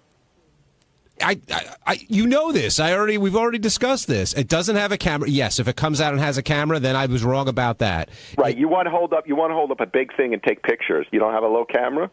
No, you do, but you want this to be sort of a be-all, everything sort of gadget. I mean, there's a bunch of little things about it, and also what I said was... Jack of all trades, master of nothing. Well, that sounds like you. This is a whole new market. You don't even know what it's going to do, and I'm basing on Apple's track record of everything they come out with is revolutionary. Ralph, name one thing... Okay, you want to get into this? Name one thing Apple's done that didn't work out, that you think sucks. Anything. But since Steve Jobs came back? Yeah. Nothing. Okay. So you're what I call an Apple Nothing. sycophant. They changed design with the iMac. People used to have everyday objects that were boring and ugly to look at. He changed the way you look at things, furniture, everything. They're revolutionary. They are absolutely revolutionary. They make beautiful stuff. They've got great software, okay? The Apple TV, not such a great product. They've had missteps, Ralph. They're not a perfect company. But that's not a flop, and that could be integrated into other things. I'm not defending everything Apple. What about that notebook laptop they put out, which weighed like a pound? Nobody bought it. Right. They're not perfect. They're a great company. I think they're fantastic. I think Jobs is brilliant. But don't pretend like everything they've done is so great. And if somebody has a contrary opinion, look, the only person who I know that's held an iPad was Stephen Colbert on the frickin' Grammys. Other than that, and the people who work there or at the announcement last week, that's it. So of course everyone's speculating. And look, I'd like nothing better than for you to be right about this and the iPad to be fantastic, but it's not. Apple stock is down since they announced this thing. You can't claim it's... I know it's great. I hope it keeps going. I should shut up because I hope it keeps going down so I can buy more. And then when it comes out, and then you're all wrong, and it goes up to like $300. But Ralph, actually, one of my points was that because I'm not saying that Apple sucks and everything they do sucks. I own a MacBook, I own a Mac computer, I own an iPod, I own an iTouch. I mean, everything. I'm saying that this company has put themselves in a position where expectations are so high for the quality of something that this didn't hit what everybody wanted. So far, from what we know, from what they have told us, the information they have given us. And let's get back to something that Gary said before, Ralph, when you weren't on the phone. He thinks that, among other things, you're jealous. Do you agree with that? I'm not. I'm really not. And I don't... What was the other thing you were saying, Gary? You wonder if I respect your job or something like that? Yeah, I wonder if sometimes you think it's too... like, oh, I could do that. No, I don't, and you have that set in your mind for years, like that I want your job or something. No. I didn't say you wanted my job. I'm saying you think that anybody could do my job. There's a big difference.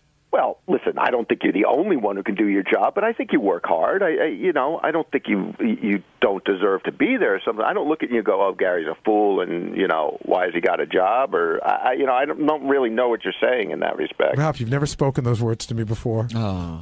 No, I think you do a great job. I mean, I know you're constantly on the phone with Howard. You're doing this. I know you work really hard at your job, or you wouldn't have that job. And I know it's demanding too. Well, sometimes I feel like you don't respect it. So now we got to. No, I respect your job. I don't respect you. Right. No, I'm kidding. By the way, I love you, Gary. I feel bad, but and I don't know if this gadget thing is something. I'm not trying to derail it. I mean, I don't know. Maybe you're trying to get something going. I just thought it was just something. I don't know. I just thought it was goofy. By the way, I got to tell a funny story about Ralph that I love. When he was talking to Jason before, and Jason used the word laud, and he goes, I don't know what that means, to laud something. We had such a great moment. We were working on the CBS TV show. We were working with a producer that nobody was getting along with. And it was just getting, there were like lots of arguments and fights and everything. And we're all in this big room. And Ralph just says to the guy, like, it's bullshit, this and that. And the guy goes, I don't know why you have to be so contentious. And Ralph goes, I don't even know what that means, and I don't like it. Hey, it's Sal Governale, and on Wednesday's show, I was victorious in Win Sal's Money. I didn't even know I had money to give away. But anyway, the guys were saying that I should get a little more book smart, be more aware of history, but what's history going to do for me? Fuck history. Enjoy.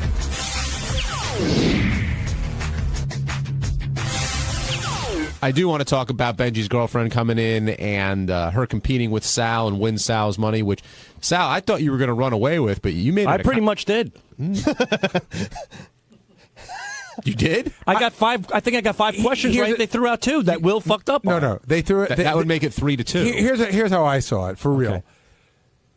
You got the Castro question, correct? You got that correct? Yep. So I'm not taking that one away. Which are the 2 they wanted to take away? They want to take away that one? And Alaska. Korea.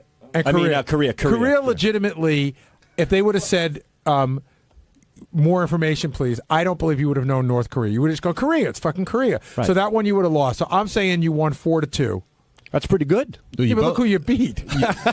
Well, you both knew the Wright brothers. Yes, that's an easy one. Both guessed Obama started the New Deal. Obama started the New Deal. Well, when you hear the New Deal, you could hear it almost like, hey, my man, we need a New Deal here. No, the lingo, what? New Deal. It just sounds like the brother lingo.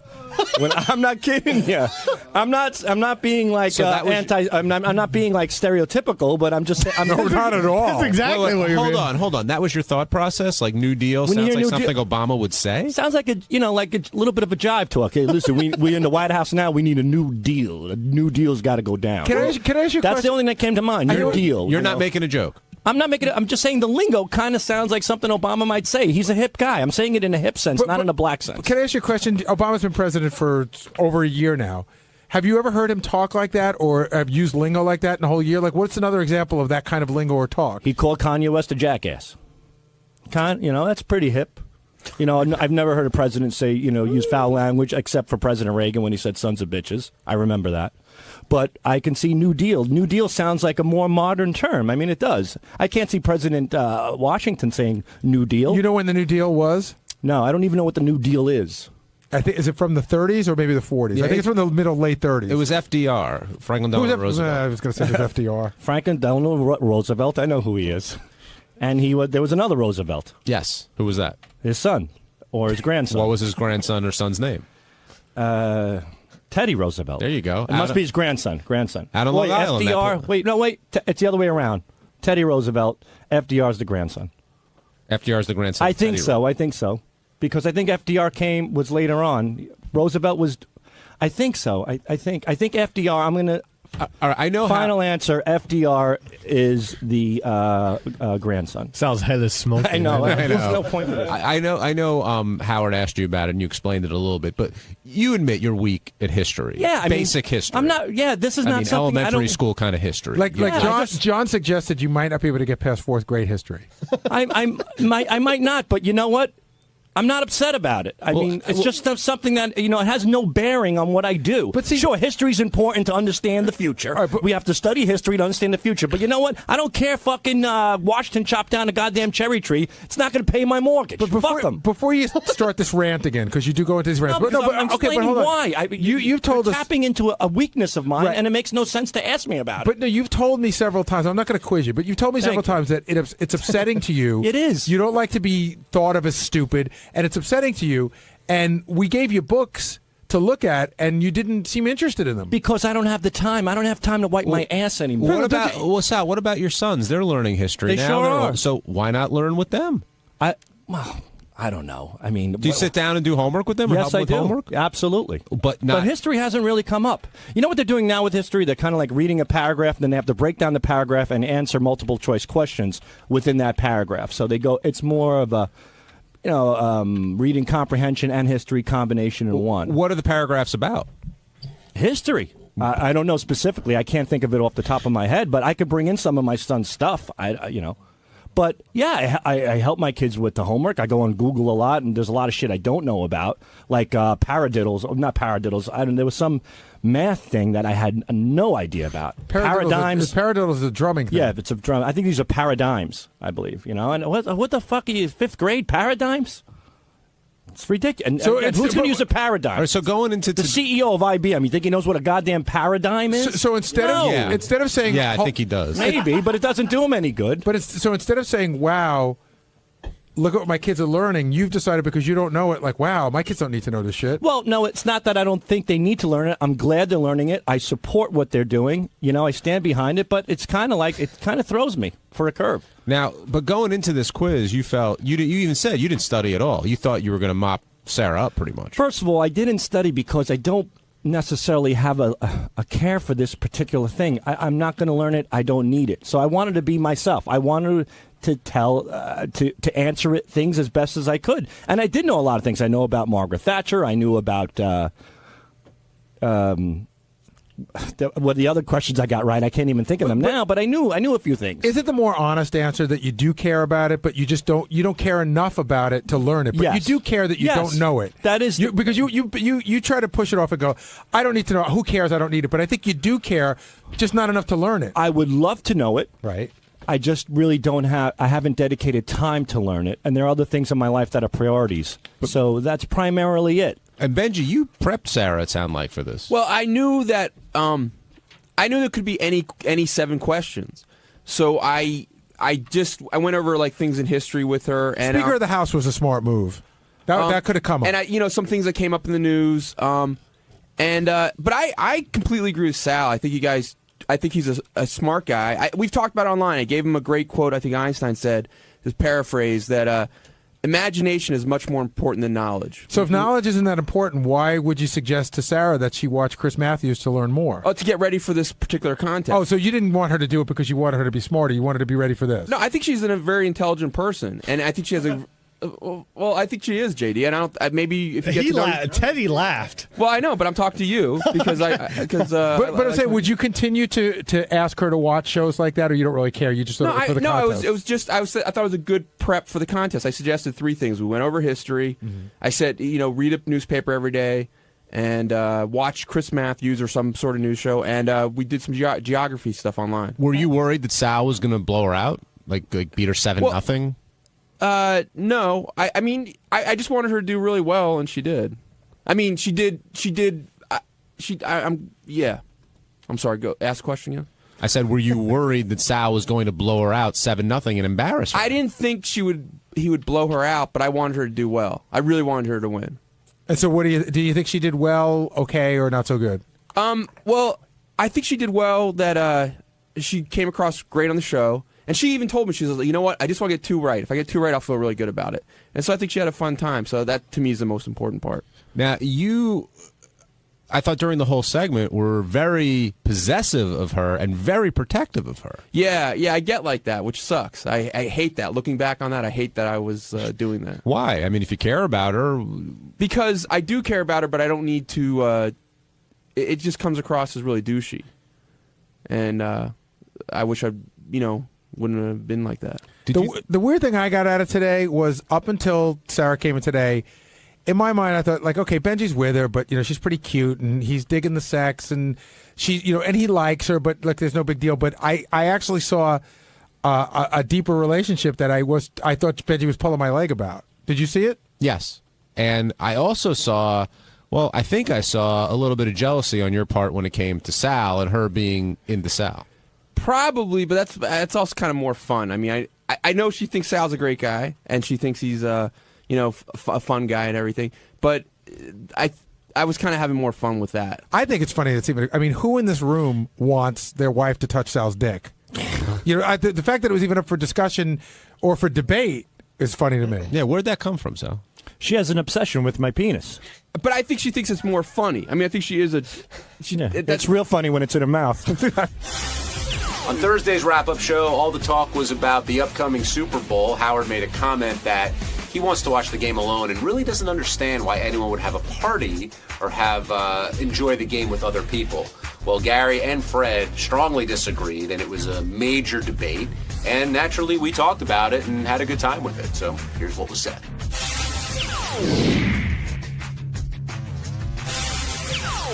Gary, I've got to pick up where the show ended, which was the whole Super Bowl party conversation. And just to reset it for everyone, I guess Howard feels that Super Bowl parties are just not something he'd prefer to do. He'd rather just watch the game. That's okay. Not prefer to do it is okay. It's when he gets to, and whoever does it is an idiot, is where I think people start to get offended. And apparently you were offended, but Fred Norris was extremely offended. I haven't seen Fred like that in a long time. Whoa. There's a great thing about Fred. This happened. I wish I could remember what the circus is. This happened once before, but he and Robin got into some sort of disagreement on the air. This was, I don't know, like 7 or 8 years ago. Fred doesn't go for a pistol. He doesn't go for a rifle.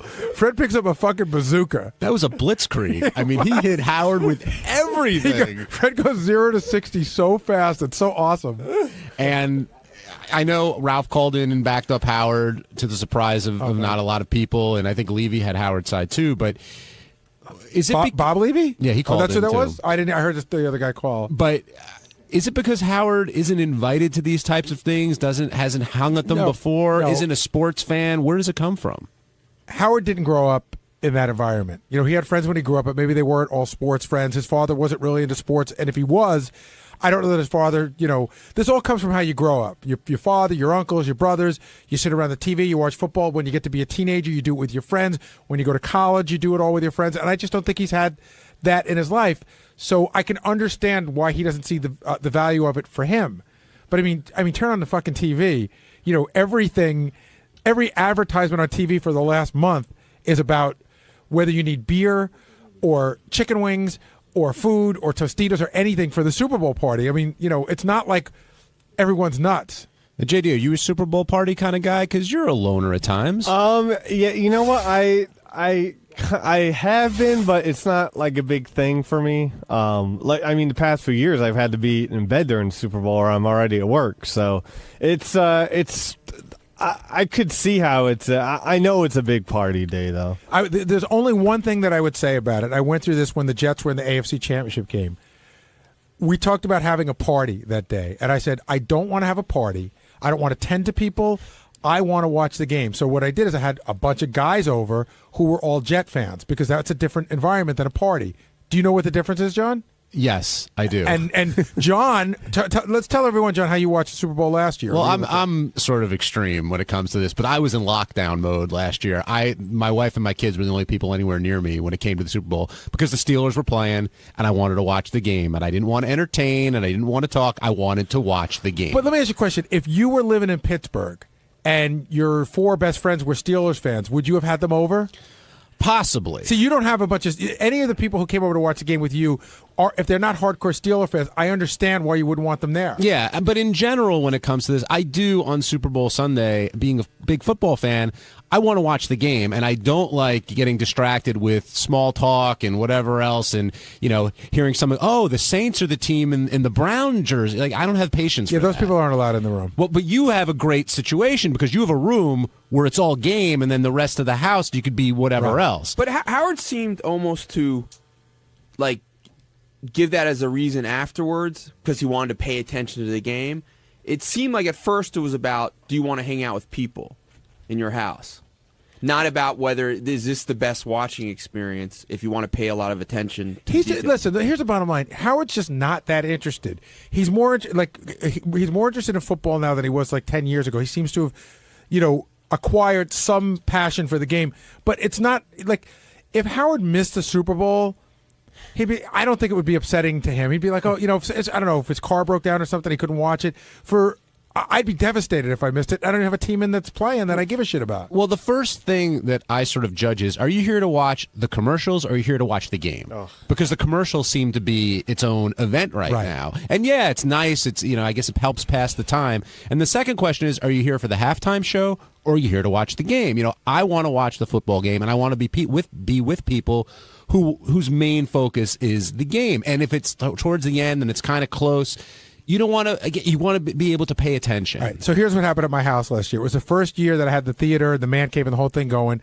Had a house full of people, lots of kids, some of Lucas's friends, some of Jackson's friends, families we knew. There's the man cave and there's the theater. So the hardcore fans were in the theater, right? Watch the game. Yeah, we were watching the commercials.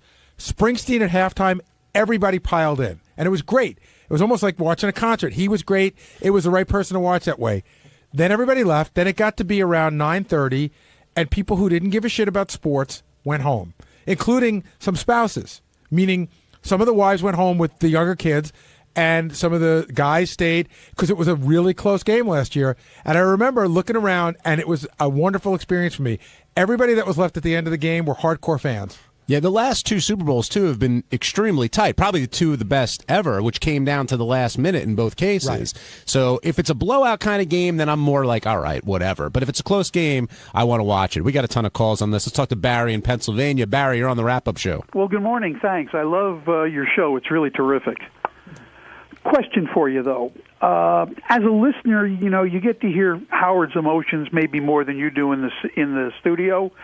How do you take it? Do the guys take it personally when he says he really doesn't want to be with you or go to your house?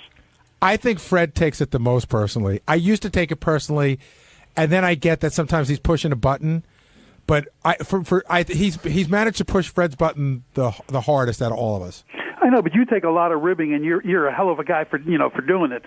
But the other thing, too, is like, if Howard just says he doesn't want to hang around with me, I'm like, hey, I'd love to have you, but I got a whole bunch of other people that are more than grateful, happy to hang around. But Gary, over the past few years, you've gotten a lot more closer to Howard socially, outside, that kind of thing. Whereas I don't know if he and Fred have that type of relationship. And I at don't all. either. And that's sort of the interesting part, that we've been together for 25 years and we don't even know who's got what relationship. Like if Fred goes over there to his house, I don't know. Once I remember Howard saying something about he went to Fred's apartment. And that was like a surprising thing for him to say. Like, I don't imagine Howard just going and Fred say, hey, let's hang out for the day. But do you agree with Gary that Fred takes it the most personally when Howard talks about not wanting to hang or be with anybody from the show? Yeah, he does seem to like get upset about it.